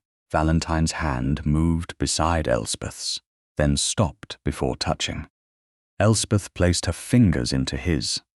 He closed his hand carefully around hers. No one applauded. Applause would have made a performance of peace. Instead, the room bowed to a truth that had learned to stand without noise. Aurelia stepped forward. The pearls at her throat shifted with her breath. "Duchess." Elspeth turned. The older woman's voice was controlled, but control no longer made it cold. I preserved silence because I mistook it for dignity. I told myself that a house such as Hartmere survives by not disturbing what society already accepts. That was cowardice made respectable. I should have asked you. I should have protected your truth before the house's appearance. I am sorry. Valentine's hand tightened once around Elspeth's, then eased, leaving the answer entirely hers. Elspeth looked at the woman who had not invented the lie, but had given it polished rooms in which to live. "I accept your apology," she said. "I will not return to being managed by it." Aurelia bowed her head. "No, you shall not." Mr. Pym opened his folio only when Elspeth nodded. "The household instruction has been entered, as Her Grace directed." He read clearly, without flourish. No portrait, invitation, printed notice, household account, family statement, or record concerning Her Grace is to be approved, altered, circulated, or answered without Her Grace's review. A small stir passed among the servants, not of resistance, but of recalibration. Elspeth faced them. "Not because I fear error," she said, "but because my name is mine before it becomes useful to any house." Hollis bowed first. "Yes, Your Grace, Mrs." Haynes followed, then the others. Valentine spoke beside her, voice low but distinct. "And no instruction concerning Her Grace shall be treated as mine unless I have spoken to her first and heard her answer." Elspeth looked at him. He did not smile as if he had earned reward. He waited. because waiting had become part of loving her correctly. She squeezed his hand once. His breath changed, and the smallest smile touched his mouth. Later, after luncheon had ended and the last carriage had rolled down the West Drive, Elspeth went to the dressing room, prepared for her at Larkscombe. The room had green curtains because she liked the way they softened afternoon light. Her writing desk stood near the window, already holding 2 invitations she meant to answer herself, and 1 letter from Lady Avenel full of practical affection. In the locked drawer lay the ivory-bound prayer book, still damaged, still sacred, its missing page recorded but not restored. Some things could not be repaired into innocence. They could only be kept honestly. On the vanity lay the pearl-handled hairbrush. Mrs. Haynes had wrapped it carefully for the journey from Hartmere House. But Elspeth had unwrapped it herself on the first evening at Larkscombe and placed it where the light could find it. A knock came at the half-open door. "May I come in?" Valentine asked. Yes, he entered and paused, looking first at her, then at the brush. "They have gone. All of them, all but your aunt and Miss Vale. They are in the south garden, deciding whether Reed has earned forgiveness or merely future supervision." Elspeth laughed before she could stop herself. The sound surprised them both. Valentine's face warmed with such quiet wonder that tenderness rose in her like sunlight touching a room long kept shuttered. She lifted the hairbrush and held it out. 1 lock became insufficient rather quickly. He came closer, but not too close. "Are you certain?" "Valentine, if you ask every time as though I am made of spun glass, I may throw this at you." His laugh answered hers, low and real. "Then I shall ask as often as respect requires and stop before it becomes foolish." A wise improvement. She sat before the mirror and placed the brush in his hand. He stood behind her, visible in the glass, and began with the same careful stroke he had given her. That first night, only now tenderness did not tremble beneath 7 years of theft. It moved slowly, ordinary and chosen, from crown to end. Elspeth leaned back until her shoulder rested lightly against him. He stilled. "Elspeth, I chose it," she said. His free hand rose, paused, then rested over hers where it lay in her lap.